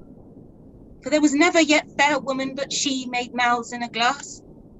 No, I will be the pattern of all patience. I will say nothing. Who's there? Mary, here's grace and a codpiece. That's a wise man and a fool. Alas, sir, I cannot see you. Are you here? Oh, things that love night love not such nights as these. The wrathful skies gallow the very wanderers of the dark and make them keep their caves. Since I was man, such sheets of fire, such bursts of horrid thunder, such groans of roaring wind and rain I never remember to have heard. Man's nature cannot carry the affliction nor the fear. Let the great gods that keep this dreadful pudder over our heads find out their enemies now. Tremble, thou wretch, that hast within thee undivulged crimes, unwhipped of justice. Caitiff to pieces shake that under covert and convenient seeming has practised on man's life. Close pent-up guilts, rive your concealing countenance and cry these dreadful summoners grace. I am a man more sinned against than sinning. Gracious my lord, hard by here is a hovel. Some friendship will it lend you against a tempest. Repose you there while I to this hard house, more harder than the stones whereof 'tis raised, return and force their scanted courtesy. My wits begin to turn. Come on, my boy. How dost, my boy? Not cold? I am cold myself. Where is this straw, my fellow? The art of our necessities is strange, that can make vile things precious. Come, your hovel. Poor fool and knave, I have one part in my heart that's sorry yet for thee. He that has and a little tiny wit, with hey-ho, the wind and the rain, must make content with his fortunes fit, for the rain it raineth every day. True, my good boy.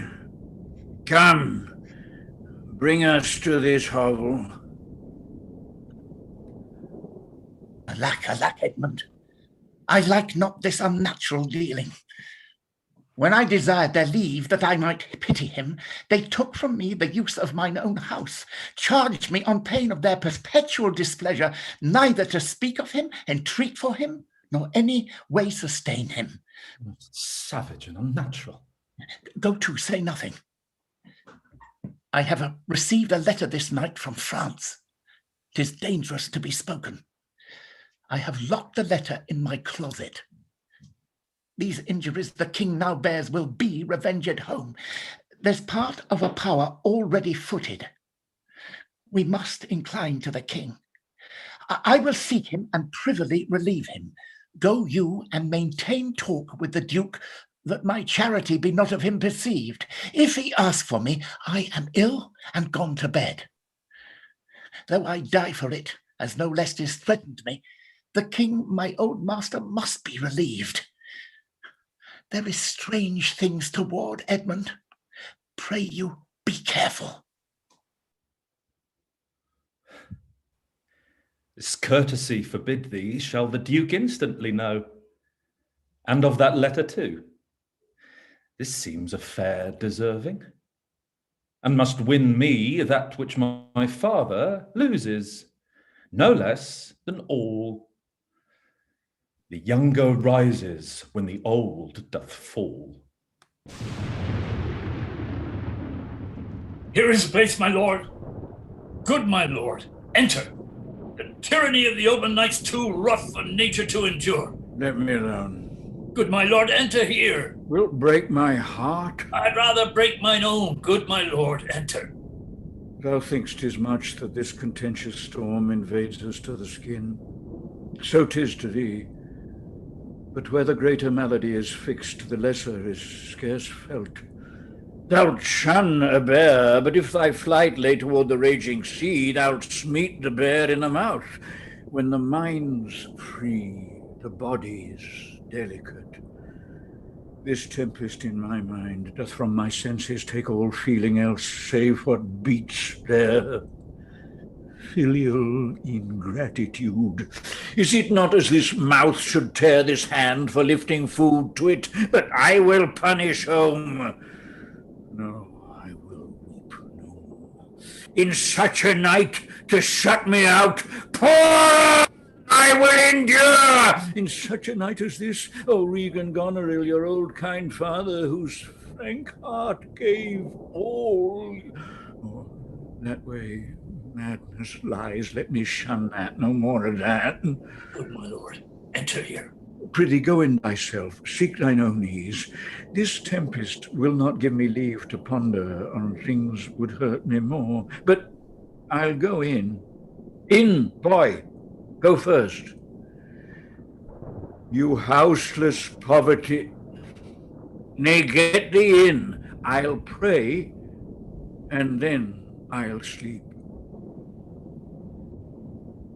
Poor naked wretches, wheresoe'er you are, that bide the pelting of this pitiless storm, how shall your houseless heads and unfed sides, your looped and windowed raggedness defend you from seasons such as these? Oh, I have ta'en too little care of this. Take physic, pomp.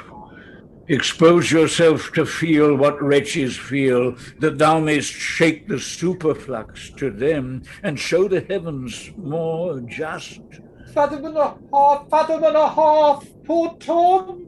I'm not in here, uncle. He's a spirit. Help me. Help me. Who's there? Spirit. He says his name's poor Tom. But what art thou that dost grumble there i' the straw? Come forth. Away. The foul fiend follows me through the sharp hawthorn, blows the cold wind. Go to thy bed and warm thee. Didst thou give all to thy daughters, and art thou come to this? Who gives anything to poor Tom, who the foul fiend had led through fire and through flame, through ford and whirlpool, a bog and quagmire, that hath laid knives under his pillow and halters in his pews, set ratsbane by his porridge, made him proud of heart to ride on bay-trotting horse over 4-inched bridges to course his own shadow for a traitor. Bless thy 5 wits, Tom's cold. Oh, oh, bless thee from the whirlwind, star blasting and moon strike. Do poor Tom some charity, whom the foul fiend vexes. There could I have him now and there again, and there. What, have his daughters brought him to this pass? Couldst thou save nothing? Didst thou give him all? Nay, he reserved a blanket, else we had been all shamed. Now all the plagues that in the pendulous air hang fated o'er men's faults light on thy daughters. He hath no daughters, sir. Yes, traitor. Nothing could have subdued nature to such aloneness but his unkind daughters. Is it the fashion that discarded fathers should have thus little mercy on their flesh? Judicious punishment. 'Twas this flesh begot those pelican daughters. Pillicock sat on Pillicock Hill. Halloo, halloo, loo, loo.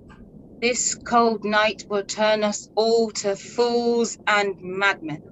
Take heed of the foul fiend. Obey thy parents. Keep thy word justly. Swear not.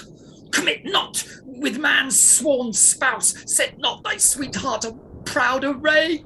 Tom's a cold. What hast thou been? A serving man.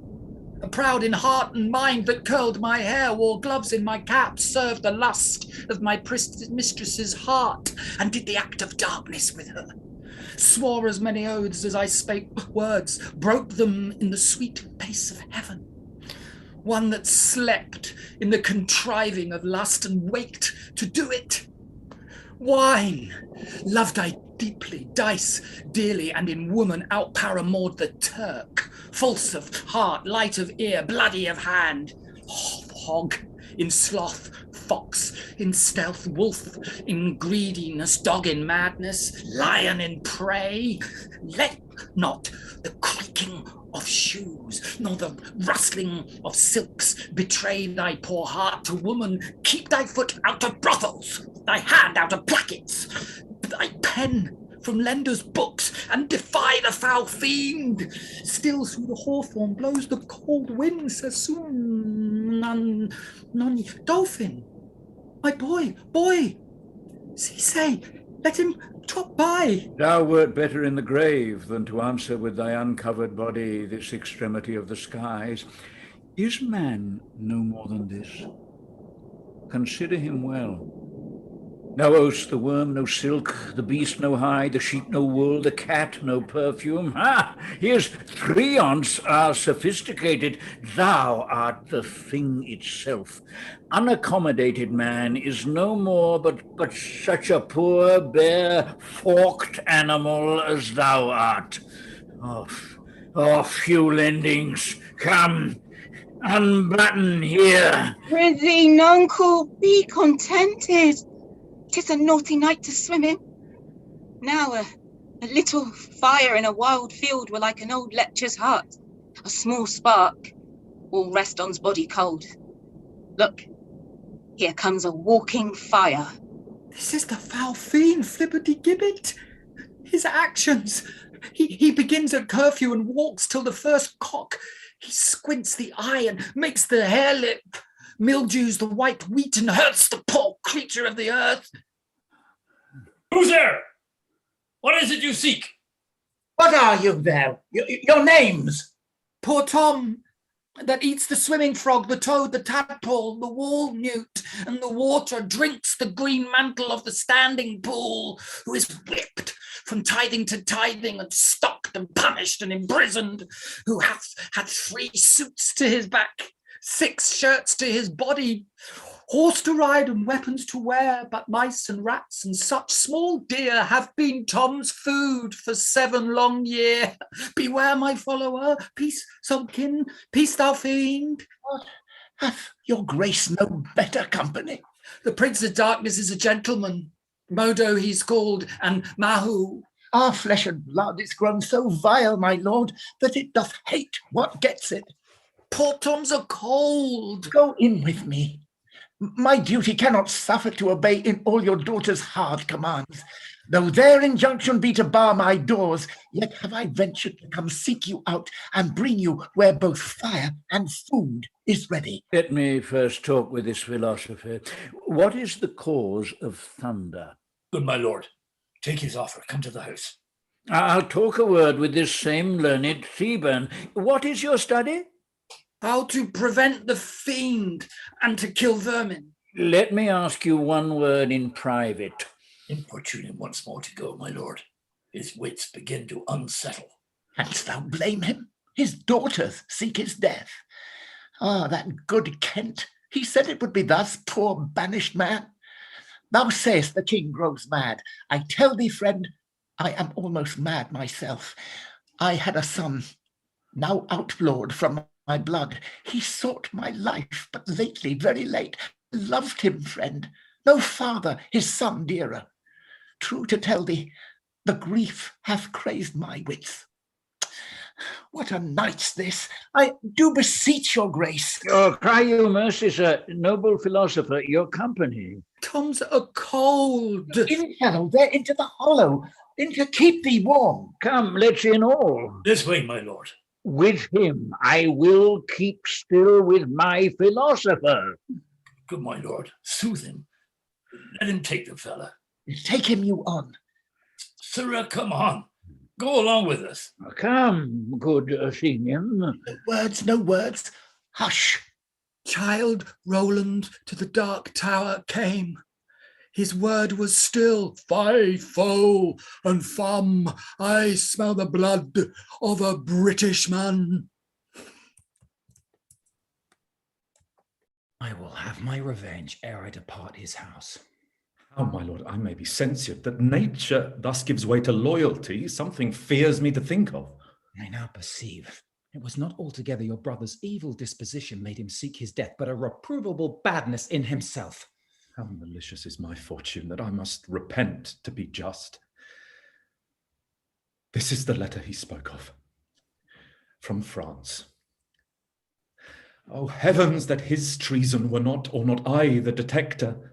Go with me to the Duchess. If the matter of this paper be certain, you have mighty business in hand. True or false, it hath made thee Earl of Gloucester. Seek out where thy father is, that he may be ready for our apprehension. I will persevere in my course of loyalty, though the conflict be sore between that and my blood. I will lay trust upon thee. Thou shalt find a dearer father in my love.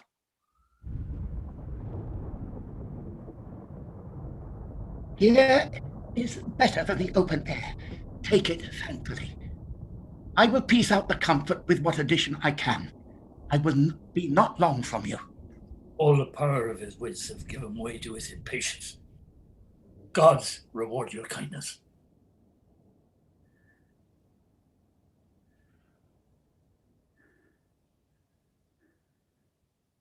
Prateretta calls me and tells me Nero is an angler in the lake of pray darkness, pray innocent, and beware the foul fiend. Prithee, nuncle, tell me whether a madman be a gentleman or a yeoman. A king, a king. No, he's a yeoman that has a gentleman to his son.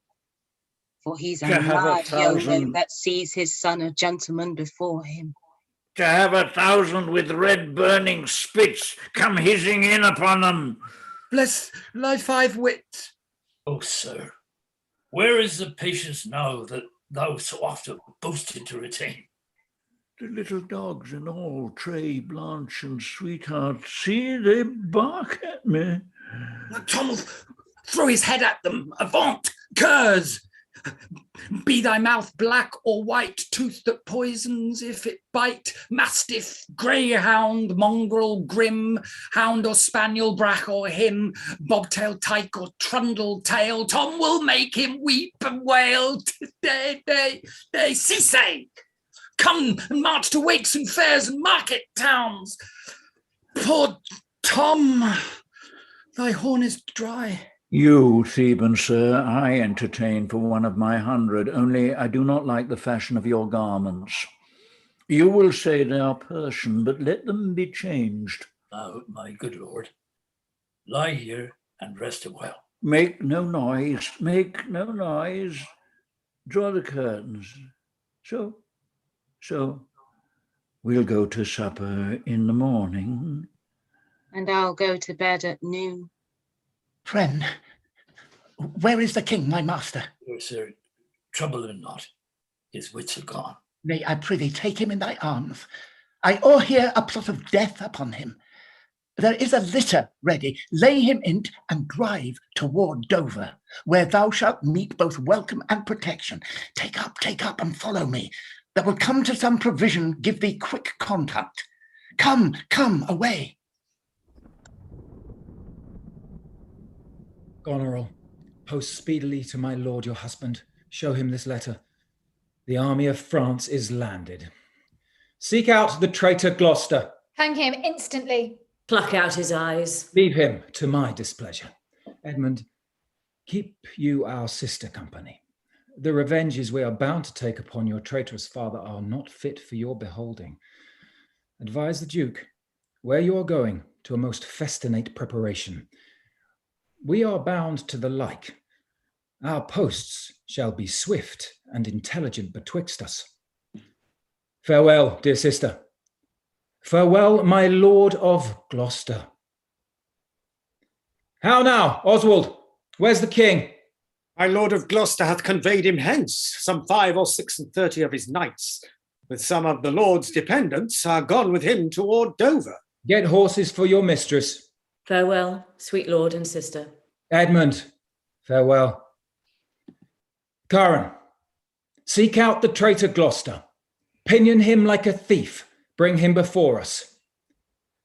Though well we may not pass upon his life without the form of justice, yet our power shall do a curtsy to our wrath, which men may blame, but not control. Who's there? The traitor? Ingrateful fox, 'tis he. Bind fast his corky arms. What means your graces? Good my friends, consider, you are my guests. Do me no foul play, friends. Bind him, I say. Hard! Oh, filthy traitor! Unmerciful lady as you are, I am none. To this chair, bind him, villain. Thou shalt find. By the kind gods, 'tis most ignobly done to pluck me by the beard. And such a traitor. Naughty lady, these hairs that thou dost ravish from my chin will quicken and accuse thee. I am your host. With robbers' hands, my hospitable favours you should not ruffle thus. What will you do? Come, sir. What letters had you late from France? Be simple answered, for we know the truth. And what confederacy have you with the traitors late-footed in the kingdom? To whose hands have you sent the lunatic king? Speak. I have a letter guessingly set down, which came from one that's of a neutral heart and not from one opposed. Nothing. And false. Where hast thou sent the king? To Dover. Wherefore to Dover? Wast thou not charged at peril to not...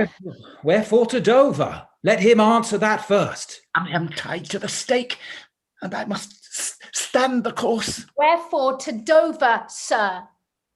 Because I would not see thy cruel nails pluck out his poor old eyes, nor thy fierce sister in his anointed flesh stick boorish fangs.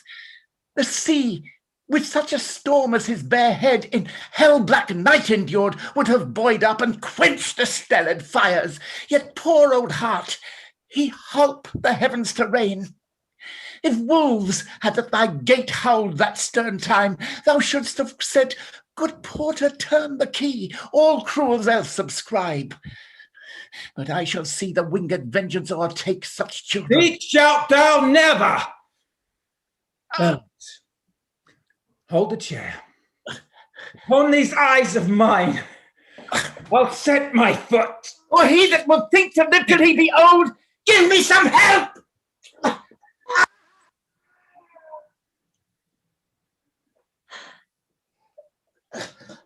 Oh, ye gods! One side will mock another, the other too. If you see vengeance... Hold your hand, my lord. I have served you ever since I was a child, but better service have I never done you than now to bid you hold. How now, you dog! If you did wear a beard upon your chin, I'd shake it on this quarrel. What do you mean? My villain!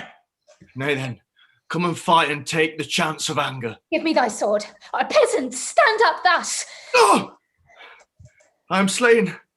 My lord, you have one eye left to see some mischief on him. Let it see, more prevent it. Out, vile jelly, where is thy lustre now?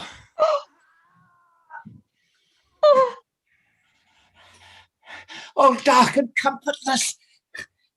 Where is my son, Edmund? Edmund! Enkindle all the sparks of nature to quit this horrid act. Out, treacherous villain! Thou call'st on him that hates thee. It was he that made the overture of thy treasons to us, who is too good to pity thee. Oh, my follies! Then Edgar was abused. Oh, kind gods, forbid me that. Forgive me and prosper him. Oh, thrust him out at gates, and let him smell his way to Dover. How is't, my lord? How look you? I have received a hurt. Follow me, lady. Turn out that eyeless villain.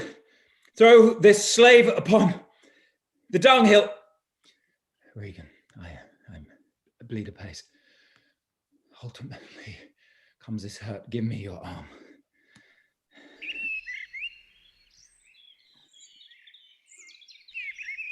Yet better thus, and known to be condemned, than still condemned and flattered.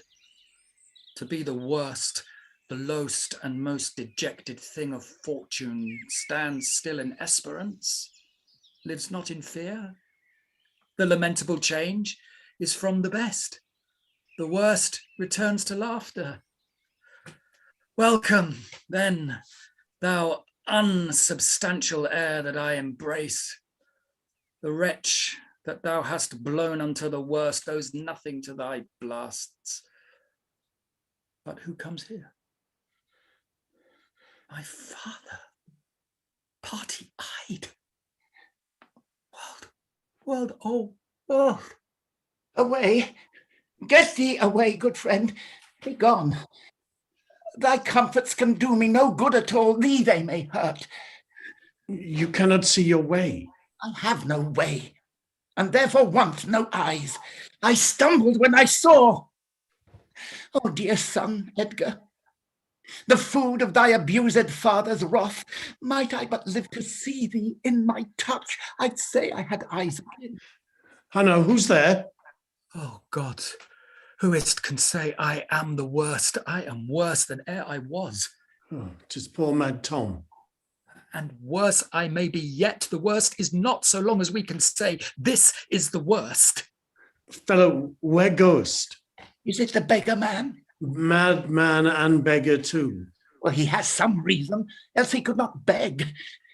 In the last night's storm I such a fellow saw, which made me think a man, a worm. My son then came into my mind, and yet my mind was scarce then friends with him. I have heard more since. As flies to wanton boys are we to the gods. They kill us for their sport. Bless thee, master. Is that the naked fellow? Aye, my lord. Then prithee get thee gone. If for my sake thou wilt or take us hence a mile or twain, either way toward Dover, do it for ancient love, and bring some covering for this naked soul, who I'll entreat to lead me. Alack, sir, he is mad. Which is the time's plague when madmen lead the blind. Do as I bid thee, or rather do thy pleasure. Above the rest, Begone. Bring him the best apparel that I can, come on what will. Sirrah, naked fellow. Well, poor Tom's a cold. I cannot daub it further. Come hither, fellow. Yet I must. I bless thy sweet eyes, they bleed. Know'st thou the way to Dover? Both stile and gate, horseway and footpath, poor Tom hath been scared out of his good wits. Bless thee, good man's son, from the foul fiend. Here, take this purse. Thou whom the heavens' plagues have humbled to all strokes, that I am wretched makes thee happier. Heavens deal so still. So distribution should undo excess, and each man have enough. Dost thou know Dover? Aye, master. There is a cliff, whose high and bending head looks fearfully into the confined deep. Bring me but to the very brim of it, and I'll repair the misery thou dost bear with something rich about me. From that place I shall no leading need. Give me your arm. Poor Tom shall lead thee. Outside Albany's castle in the north. Welcome, my lord. I marvel our mild husband not met us on the way. Oswald, where's your master? Madam, within, but never man so changed. I told him of the army that was landed. He smiled at it. I told him you were coming. His answer was the worse. Of Gloucester's treachery and of the loyal service of his son, when I informed him, he then called me sot and told me I had turned the wrong side out. What most he should dislike seems pleasant to him, what like, offensive. It is the cowish terror of his spirit that dares not undertake. Our wishes on the way, Edmund, may prove effects. Back, go to my brother, hasten his musters and conduct his powers. I must change arms at home and give the distaff into my husband's hands. This trusty servant shall pass between us. Ere long you are like to hear, if you dare venture in your own behalf, a mistress's command. Wear this, a spare speech. Decline your head. This kiss, if it durst speak, would stretch thy spirits up into the air. Conceive and fare thee well. Yours in the ranks of death. My most dear Gloucester. Oh, the difference of man and man. To thee, a woman's services are due. My fool usurps my body. Madam, here comes my lord. I have been worth the whistle. Oh, Goneril, you are not worth the dust which the rude wind blows in your face. I fear your disposition. She that herself will slither and disbranch from a material sap, perforce must wither and come to deadly use. No more, the text is foolish. Wisdom and goodness to the vile seem vile. Filths savour but themselves. What have you done?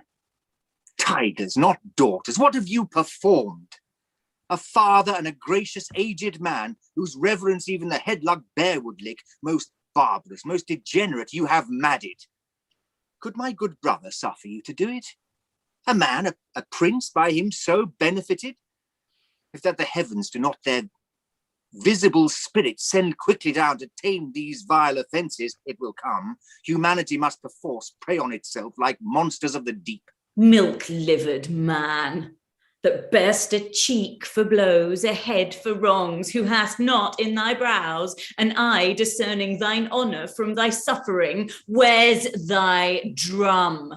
France spreads his banners in our noiseless land with plumed helm, thy state begins to threat, whilst thou, a moral fool, sits still and criest, alack, why does he so? See thyself, devil.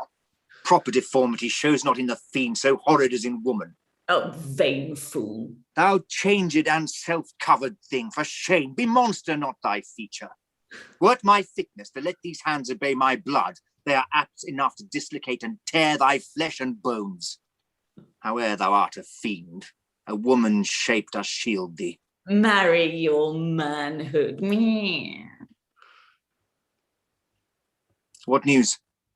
Oh, my good lord, the Duke of Cornwall's dead, slain by his servant, going to put out the other eye of Gloucester. Gloucester's eyes? A servant that he bred. Thrilled with remorse, opposed against the act, bent his sword to his great master, who thereat enraged flew on him, and amongst them felled him dead, but not without that harmful stroke which since hath plucked him after. This shows you are above you justices, that these our nether crimes so speedily can venge. But, oh, poor Gloucester, lost he his other eye? Both, my lord. This letter, madam, craves a speedy answer. 'Tis from your sister. One way I like this well, but being widow and my Gloucester with her, may all the building in my fancy pluck upon my hateful life. Another way the news is not so tart. I'll read and answer. Where was his son when they did take his eyes? Come with my lady hither. He is not here. No, my good lord, I met him back again. Knows he the wickedness? Aye, my good lord. 'Twas he informed against him and quit the house on purpose, that their punishment might have the freer course. Gloucester, I live to thank thee for the love thou showedst the king, and to revenge thine eyes. Come hither, friend. Tell me what more thou knowest. Dover. Alack, 'tis he. Why, he was met even now, as mad as the vexed sea, singing aloud, crowned with rank fumiter and furrow weeds, with burdocks, hemlock, nettles, cuckoo flowers, darnel, and all the idle weeds that grow in our sustaining corn. A century send forth, search every acre in the high-grown field, and bring him to our eye. Madam.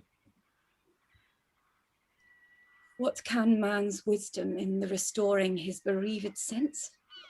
He that helps him take all my outward worth.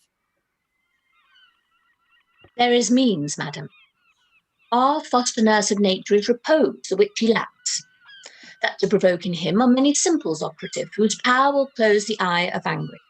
All blessed secrets, all you unpublished virtues of the earth, spring with my tears. Be aidant and remediate in the good man's distress. Seek for him, lest his ungoverned rage dissolve the life that wants the means to lead it. News, madam. The British powers are marching hitherward. 'Tis known before.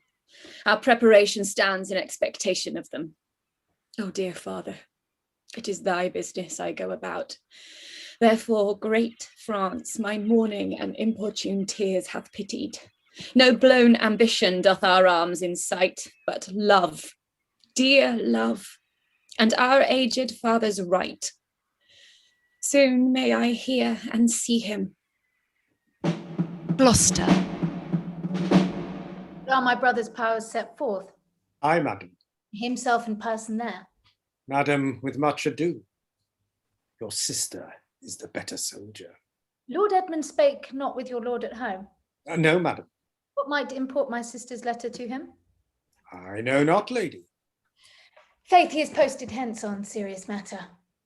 It was great ignorance, Gloucester's eyes being out, to let him live. Where he arrives, he moves all hearts against us.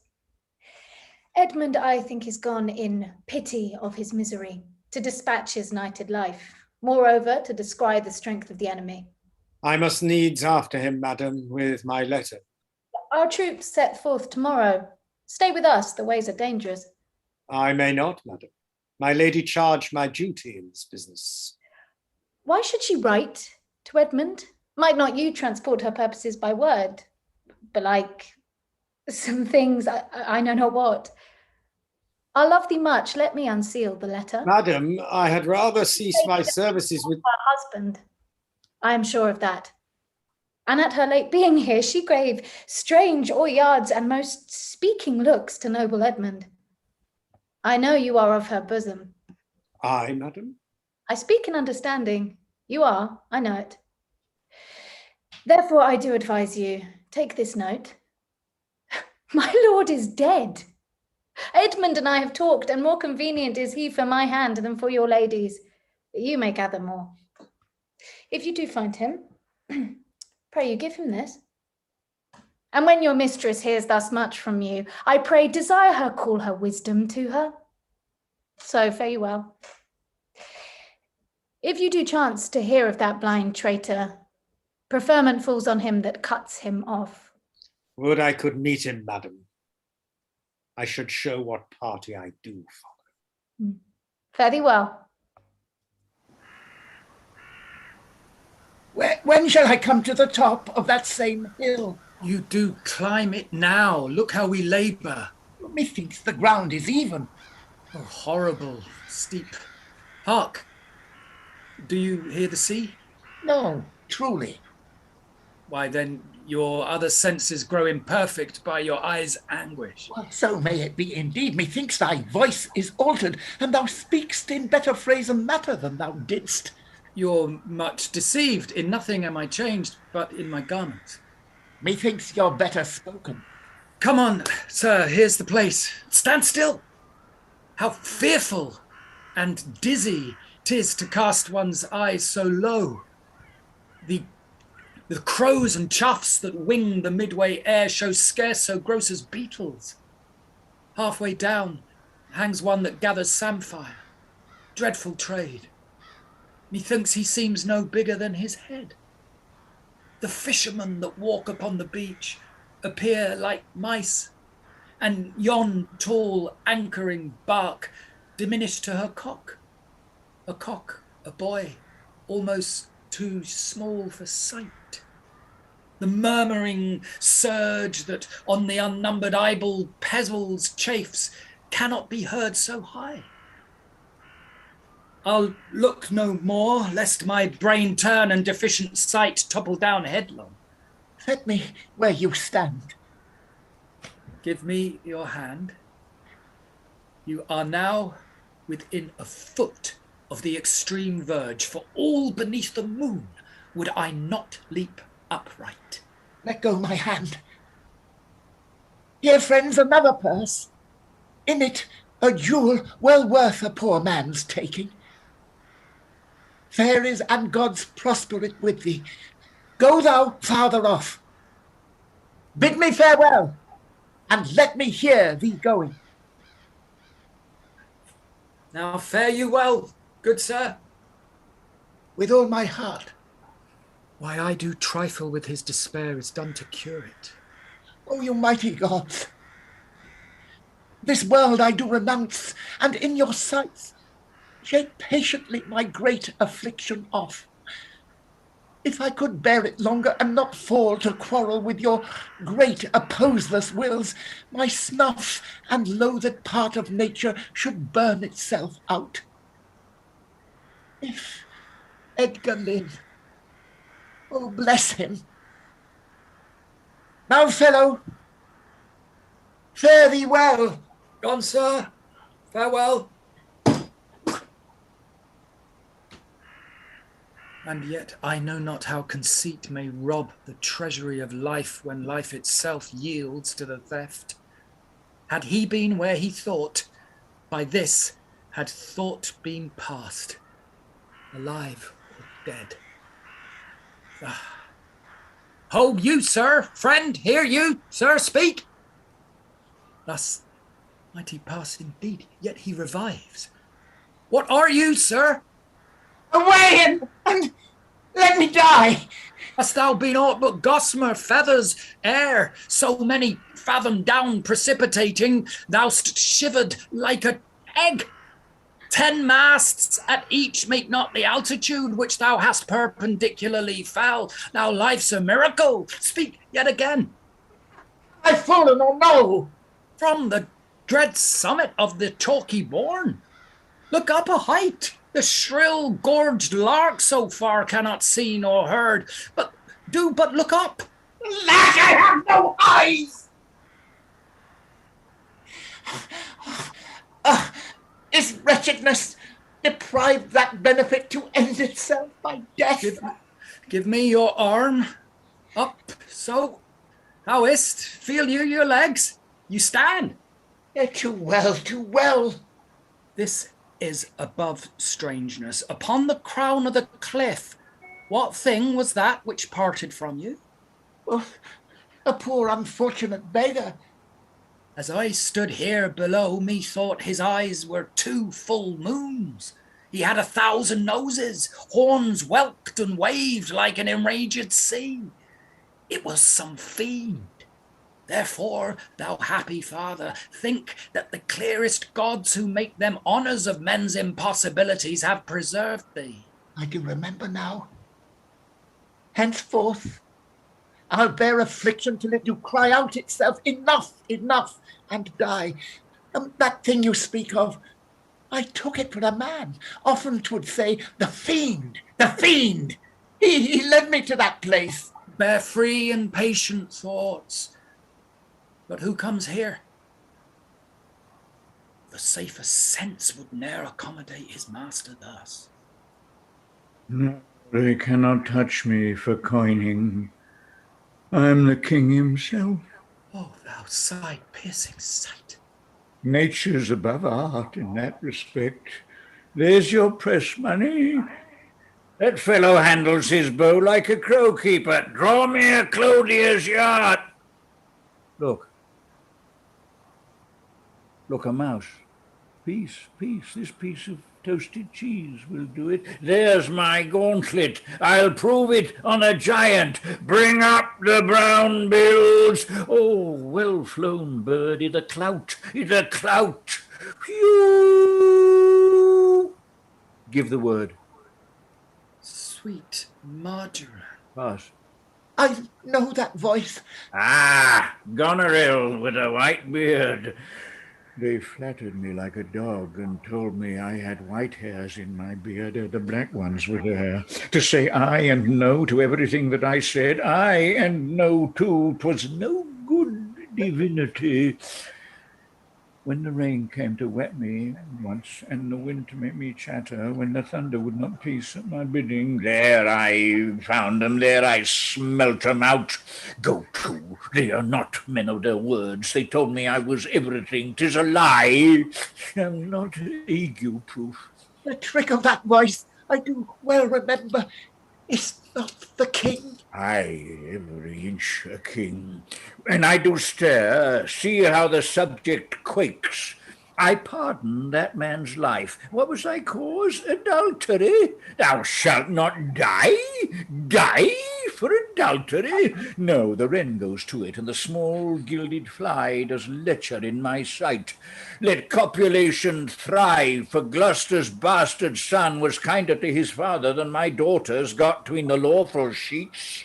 To it, luxury, pell-mell, for I lack soldiers.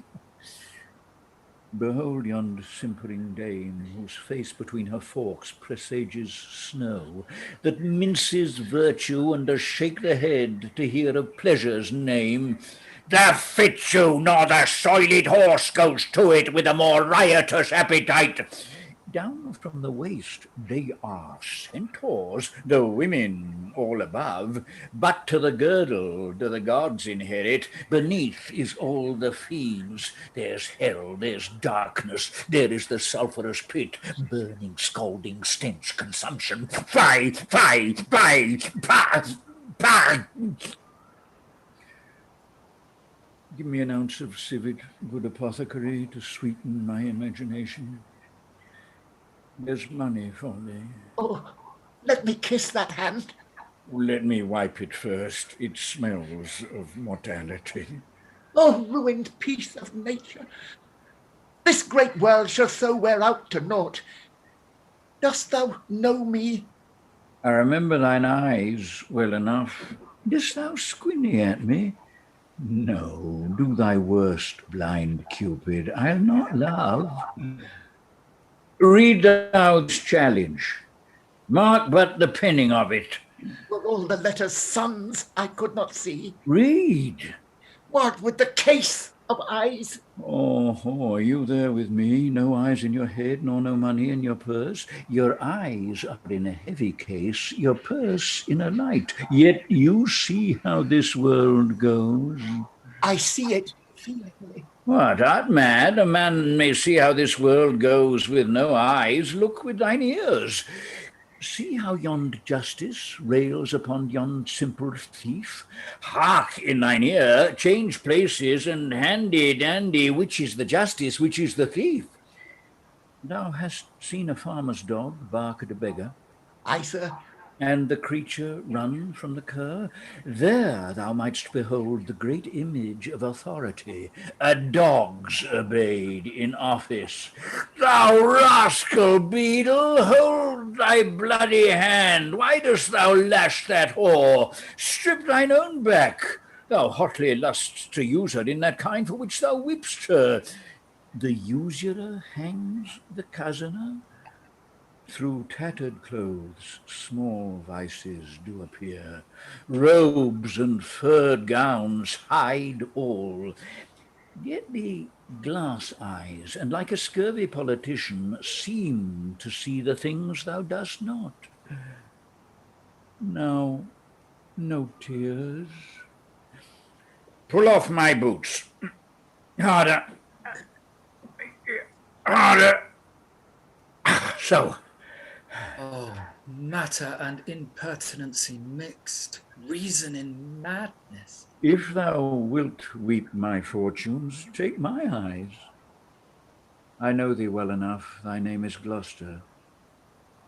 Thou must be patient. We came crying hither.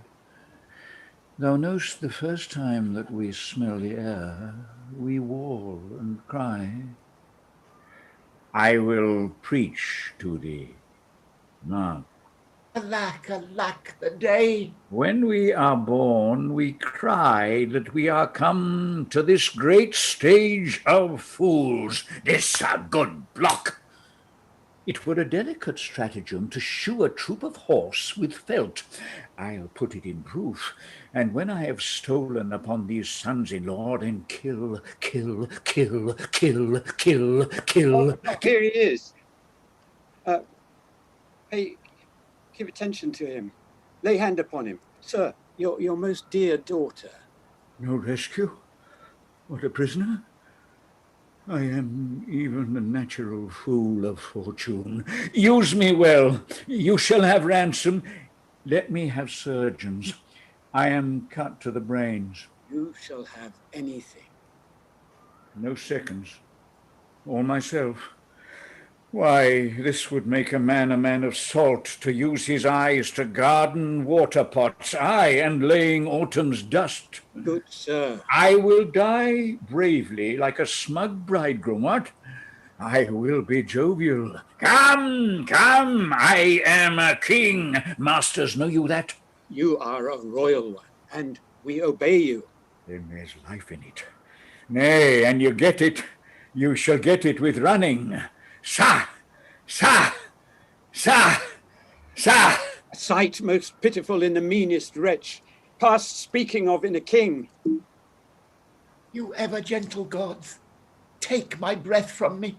Let not my worser spirit tempt me again to die before you please. I'll pray you, Father. Now, good sir, what are you?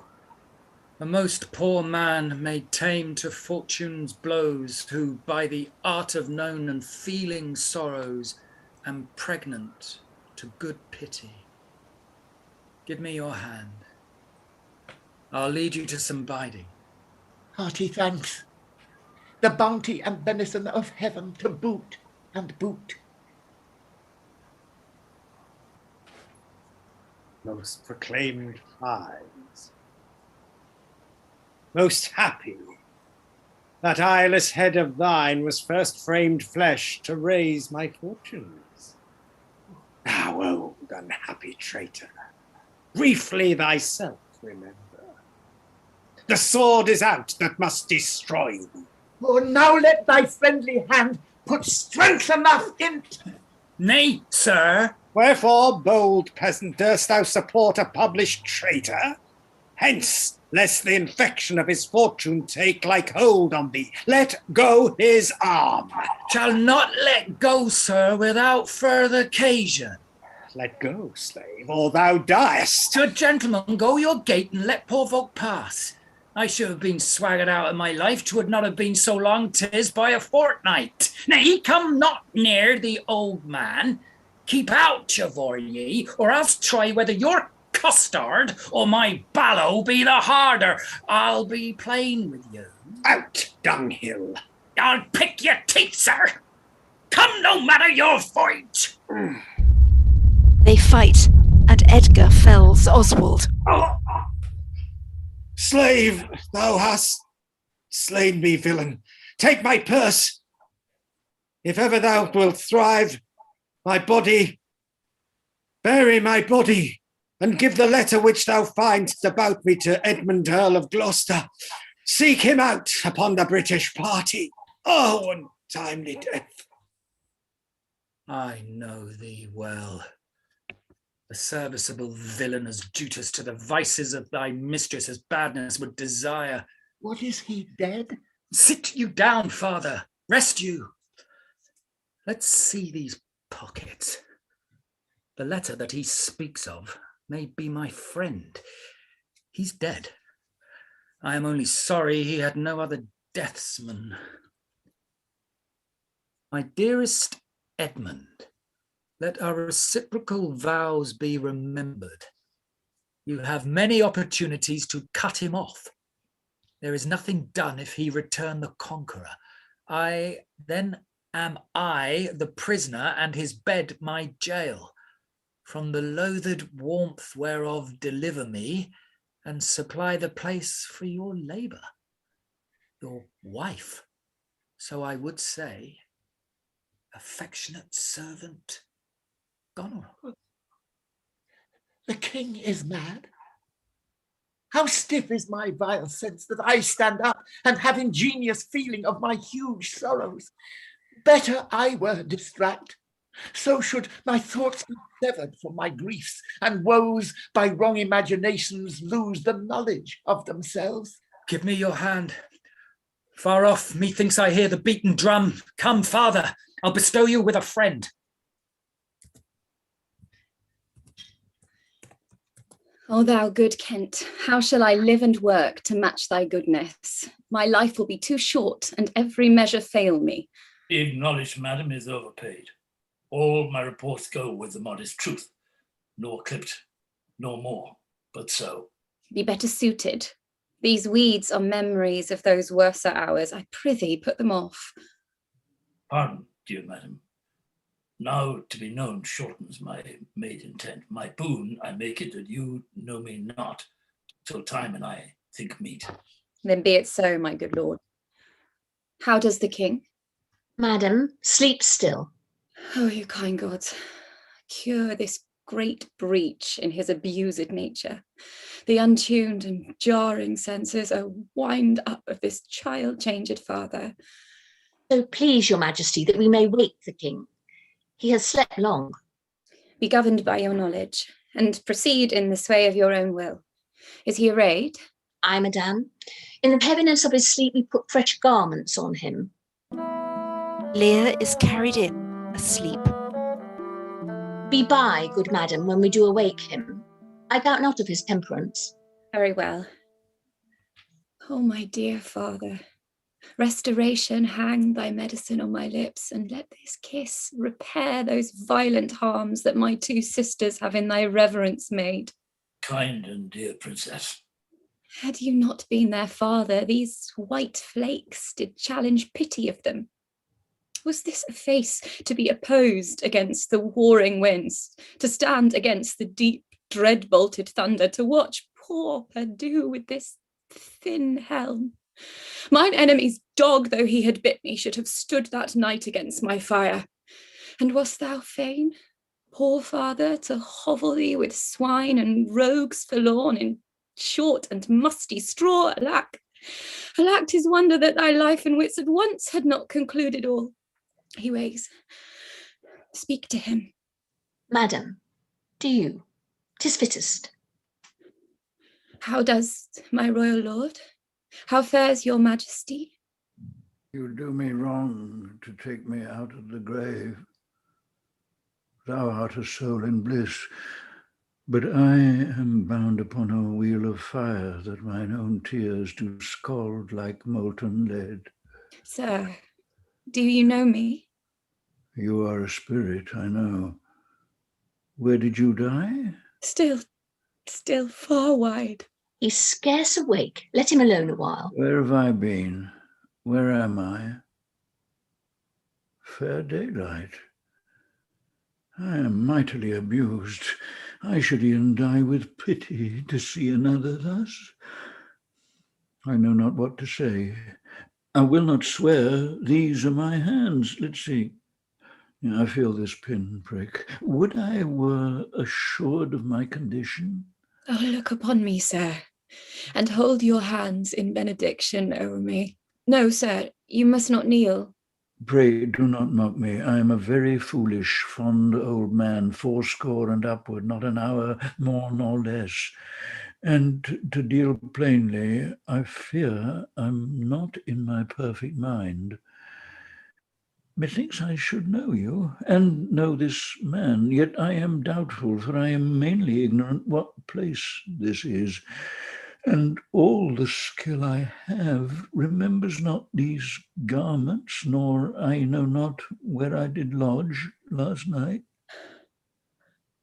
Do not laugh at me, for as I am a man, I think this lady to be my child Cordelia. And so I am. I am. Are your tears wet?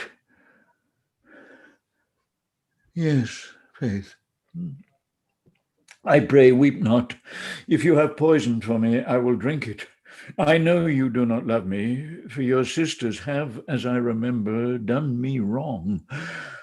You have some cause. They have not. Cause? No cause. Am I in France? In your own kingdom, sir. Do not abuse me. Be comforted, good madam. The great rage, you see, is killed in him, and yet it is danger to make him even all the time he is lost. Desire him to go in. Trouble him no more till further settling. Will it please your highness walk? You must bear with me. Pray you now forget and forgive. I am old and foolish. The British camp near Dover. Captain, know of the Duke if his last purpose hold, or whether since he's advised by all to change the course. He's full of alteration and self-reproving. Bring his constant pleasure. My lord? Our sister's man is certainly miscarried. It is to be feared so, man. Now, sweet lord, you know the goodness I intend upon you. Tell me but truly, but then speak the truth. Do you not love my sister? In honoured love. But have you never found my brother's way to the forfended place? That thought abuses you. I am fearful that you have been conjunct and bosomed with her, as far as we call hers. No. On mine honour, madam. I shall never endure her. Dear my lord, be not familiar with her. Fear me not. She, and the Duke, her husband. Our very loving sister, well bemet. Sir, this I hear. The king is come to his daughter, with others whom the rigour of our state forced to cry out. Where I could not be honest, I never yet was valiant. For this business, it toucheth us as France invades our land, not bolds the king, with others whom I fear most just and heavy causes make oppose. Sir, you speak nobly. Why is this reasoned? Combined together against the enemy, for these domestic and particular broils are not the question here. Let's then determine with the ancient of war on our proceedings. I shall attend you presently at your tent. Sister, you'll go with us? No. 'Tis most convenient. Pray you go with us. I know the riddle. I will go. If ere your grace had speech with man so poor, hear me one word. I'll overtake you. Speak. Before you fight the battle, read this letter. If you have victory, let the trumpet sound for him that brought it. Wretched though I seem, I can produce a champion that will prove what is avouched there. If you miscarry, your business of the world has so an end, and machinations ceases. Fortune love you. Stay till I've read the letter. I was forbid it. When time shall serve, let but the herald cry, and I'll appear again. Why, fare thee well. I will o'erlook the paper. The enemy's in view.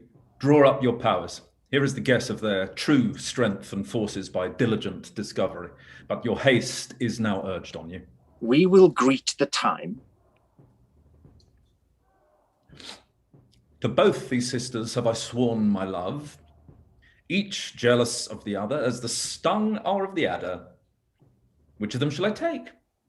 Both, one, or neither? Neither can be enjoyed if both remain alive. To take the widow exasperates, makes mad her sister Goneril, and there I scarce may carry out my side, her husband being alive. Now then, will use his countenance for the battle, which being done, let her who would be rid of him devise his speedy taking off. As for the mercy which he intends to Lear and to Cordelia, the battle done, and they within our power shall never see his pardon. For my state stands on me to defend, not to debate.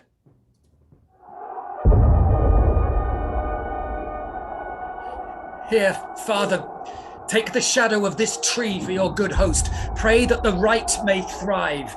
If I ever return to you again, I'll bring you comfort. Grace go with you, sir.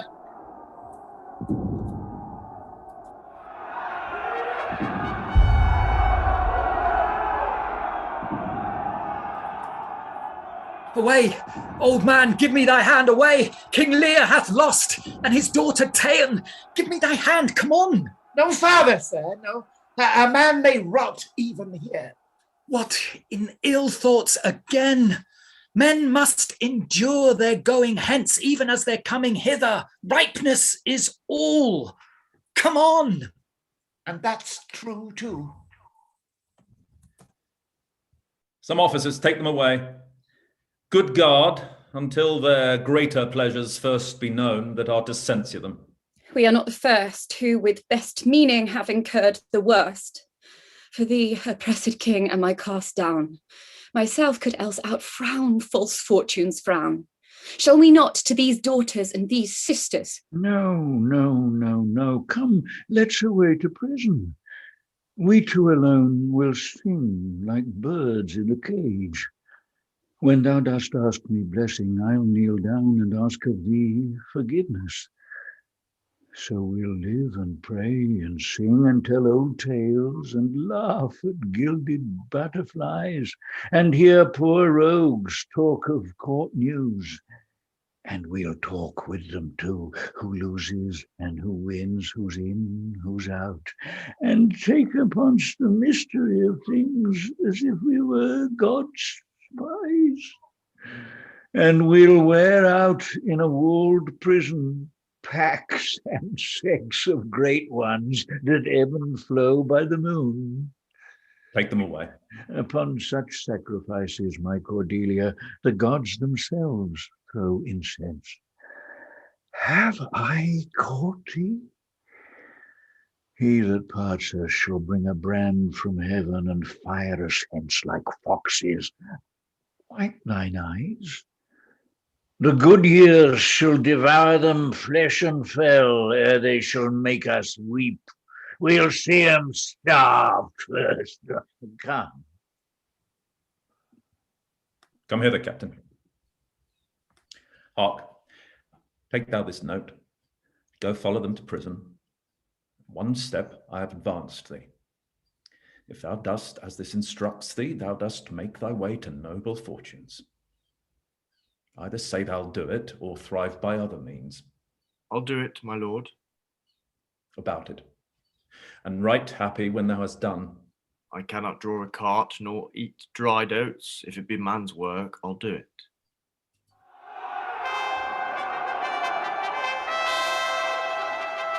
Sir, you have shown today your valiant strain, and fortune led you well. You have the captains that were the opposite of this day's strife. We do require them of you. So to use them as we shall find their merits and our safety may equally determine. Sir, I thought it fit to send the old and miserable king to some retention and appointed guard. His age hath charms in it, his title more to pluck the common bosom from our side and turn our impressed lances in our eyes, which do command them. With him I sent the queen, my reason all the same, and they are ready tomorrow, or at further space, to appear where we shall hold our session. Sir, by your patience, I hold you but as a subject of this war, not as a brother. That's as we list to grace him. Methinks our pleasure might have been demanded ere you had spoke so far.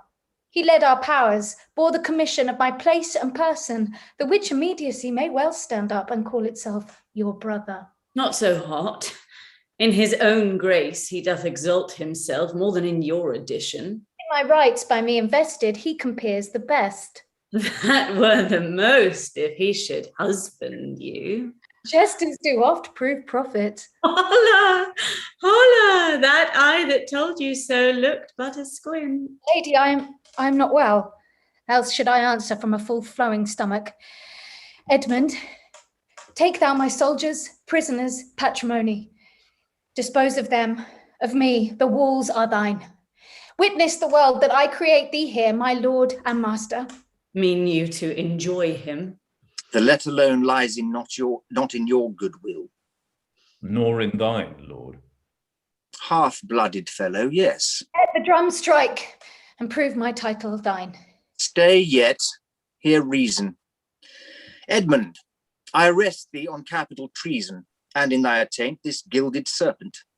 For your claim, fair sister, I bar it in the interest of my wife. 'Tis she is subcontracted to this lord, and I, her husband, contradict your bans. If you will marry, make your love to me. My lady is bespoke.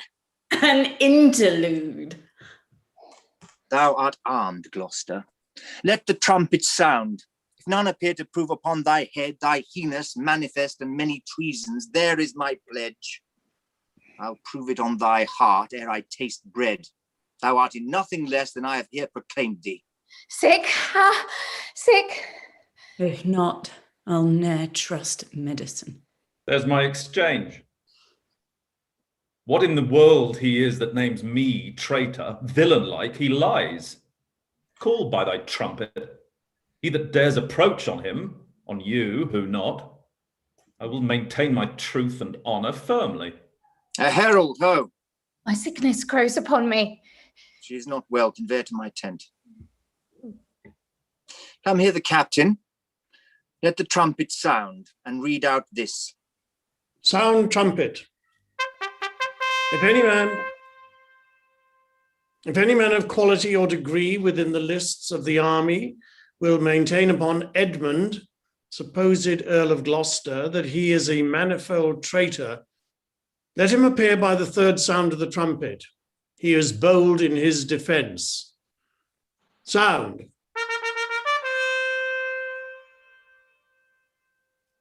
Again.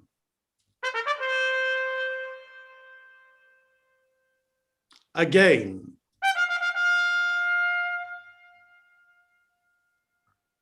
Ask him his purposes, why he appears upon this call of the trumpet. What are you, your name, your quality, and why you answer this present summons? No, my name is lost by treason's tooth-bare gnawn and canker bit. Yet am I noble as the adversary I come to cope. Which is that adversary? What's he that speaks for Edmund, Earl of Gloucester? Himself. What sayest thou to him? Draw thy sword, that if my speech offend a noble heart, thy arm may do it justice. Here is mine. Behold, it is the privilege of mine honour, my oath, and my profession. I protest. Morg, thy strength, place, youth, and eminence. Despite thy victor's sword and fire new fortune, thy valour and thy heart, thou art a traitor, false to thy gods, thy brother, and thy father, conspirant against this high illustrious prince, and from the extremest upward of thy head to the most descent and dust below thy foot, the most toad-spotted traitor. Say thou no, this sword, this arm, and my best spirits are bent to prove upon thy heart whereto I speak. Thou liest. In wisdom I should ask thy name. But since thy outside looks so fair and warlike, and that thy tongue, some say, of breeding breathes, what safe and nicely I might well delay by rule of knighthood, I disdain and spurn. Back do I toss these treasons to thy head, with the hell-hated lie o'erwhelm thy heart, which for yet glance by and scarcely bruise, this sword of mine shall give them instant way, where they shall rest forever. Trumpets, speak! They fight, and Edmund falls. Save him, save him. This is practice, Gloucester. By the law of arms, thou wast not bound to answer an unknown opposite. Thou art not vanquished, but cozened and beguiled. Shut your mouth, dame, or with this paper shall I stopple it. Hold, sir, thou worse than any name. Read thine own evil. No tearing, lady, I perceive you know it. Say if I do. The laws are mine, not thine. Who can arraign me for it? Oh, monstrous. Oh, know'st thou this paper? Ask me not what I know. Go after her, captain. She's desperate. Govern her. What you have charged me with, that have I done. And more, much more. The time will bring it out. 'Tis past, and so am I. But what art thou that hast this fortune on me? If thou art noble, I do forgive thee. Let's exchange charity. I am no less in blood than thou art, Edmund. If more, the more thou hast wronged me. My name is Edgar, and thy father's son. The gods are just, and of our pleasant vices make instruments to plague us. The dark and vicious place where thee he got cost him his eyes. Thou hast spoken right, 'tis true. The wheel is come full circle. I am here. Edgar, thy very gait did prophesy a royal nobleness. I must embrace thee. Let sorrow split my heart if ever I did hate thee or thy father. Worthy prince, I know it. Where have you hid yourself? How have you known the miseries of your father? By nursing them, my lord. The bloody proclamation to escape that followed me so near taught me to shift into a madman's rags, to assume a semblance that very dogs disdained. And in this habit met I my father with his bleeding rings, led him, begged for him, saved him from despair, and never fault revealed myself unto him until some half hour passed, when I was armed and asked his blessing, and from first to last told him our pilgrimage. But his flawed heart, alack, too weak the conflict to support, twixt two extremes of passion, joy, and grief, burst smilingly. This speech of yours hath moved me, and shall perchance do good. But speak you on. If there be more woeful, hold it in, for I am almost ready to dissolve, hearing of this.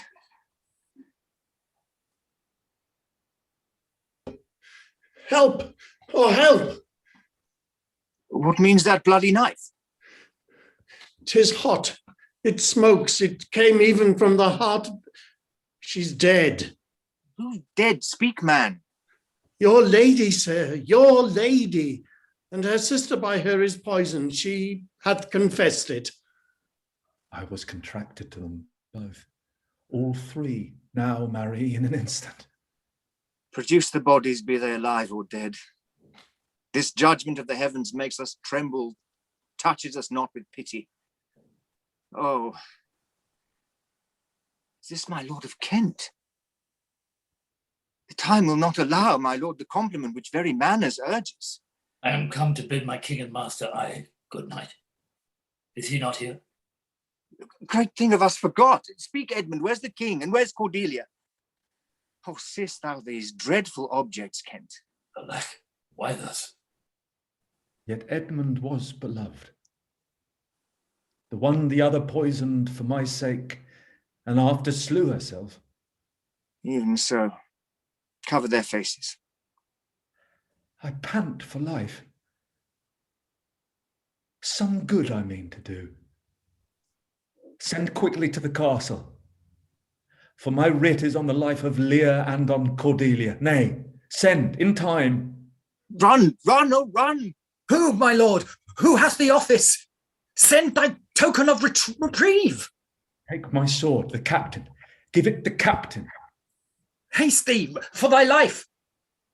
He hath commissioned to hang Cordelia in the prison, and to lay the blame upon her own despair that she fordid herself. The gods defend her. Howl, howl, howl, howl. Oh, you are men of stones. Had I your tongues and eyes, I'd use them so that heaven's vaults would crack. She's gone forever. I know when one is dead and when one lives. She's dead as earth. Lend me a looking glass. If that her breath will mist or stain the stone, why, then she lives. This the promised end? Or the image of that horror? Fall and cease. His feather stirs. She lives. If it be so, it is a chance which does redeem all sorrows that ever I have felt. Oh, my good master. Oh, pretty away. 'Tis noble Kent, your friend. A plague upon you murderers, traitors all. I might have saved her. Now she's gone forever. Cordelia? Cordelia? Stay a little, huh? What is thou sayest? Her voice was ever soft, gentle and low, an excellent thing in woman. I killed the slave that was a hanging thee. Lord, he did. Did I not, fellow? I have seen the day with my good biting falchion. I would have made 'em skip. I'm old now, and these same crosses spoil me. Who are you? Mine eyes are not of the best, I'll tell you straight. Did fortune brag of two she loved and hated?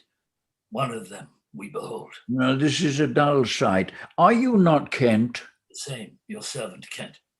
Where is your servant Caius? Oh, he's a good fellow, I can tell you that. He'll strike, and quickly, too. He's dead and rotten. Oh, my good lord, I am the very man. I'll see that straight.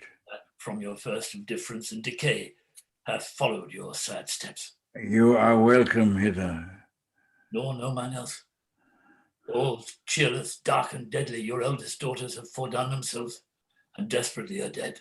Aye, so I think. He knows not what he says, and vain it is that we present us to him. Very bootless. Edmund is dead, my lord. That's but a trifle here. You lords and noble friends know our intent.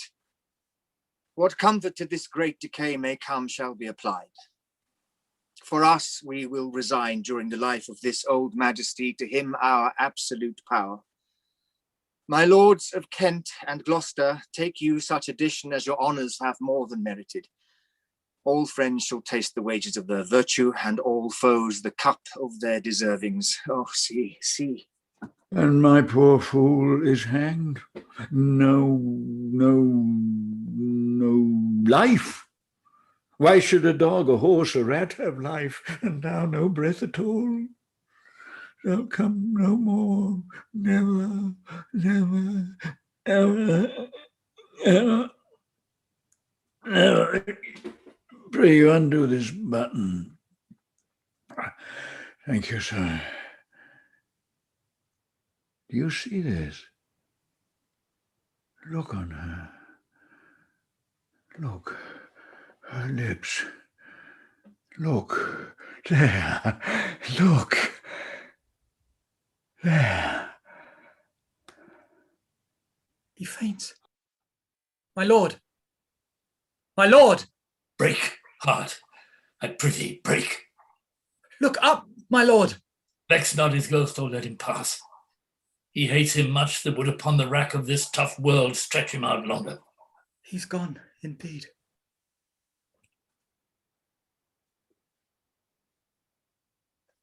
The wonder is that he hath endured so long. He but usurped his life. Bear them from hence. Our present business is general woe.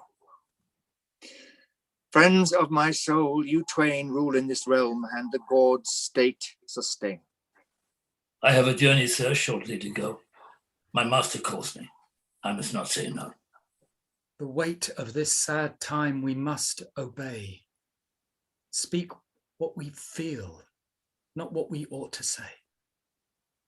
The oldest hath borne most. We that are young shall never see so much, nor live so long.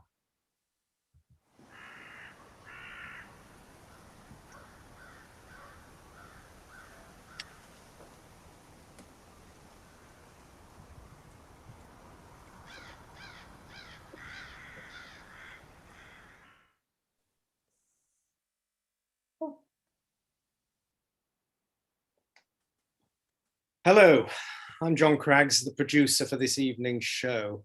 I just want to say a very, very big thank you to everyone that has watched this evening, and I hope you've enjoyed our production of King Lear. I would like to give a very special thanks to this absolutely phenomenal, amazing cast and production team, to Andrew Hilton for his wonderful direction, and to Diana Favour for the wonderful stage management work that she has done. And over to you guys, I would just like to say, would you please continue to donate what you can to Acting for Others? You're going to be able to find the link to Just Giving, which is in the comments section on the YouTube channel, which is the UK Actors Support Network. And it's also on my pinned tweet at Support British. Now, there will be a replay of this for anyone who may have missed it, so do pass the word around. It will be on my pinned tweet, and you will be able to watch that and continue to donate. So once again, a very big thanks from the company and myself. Good night. And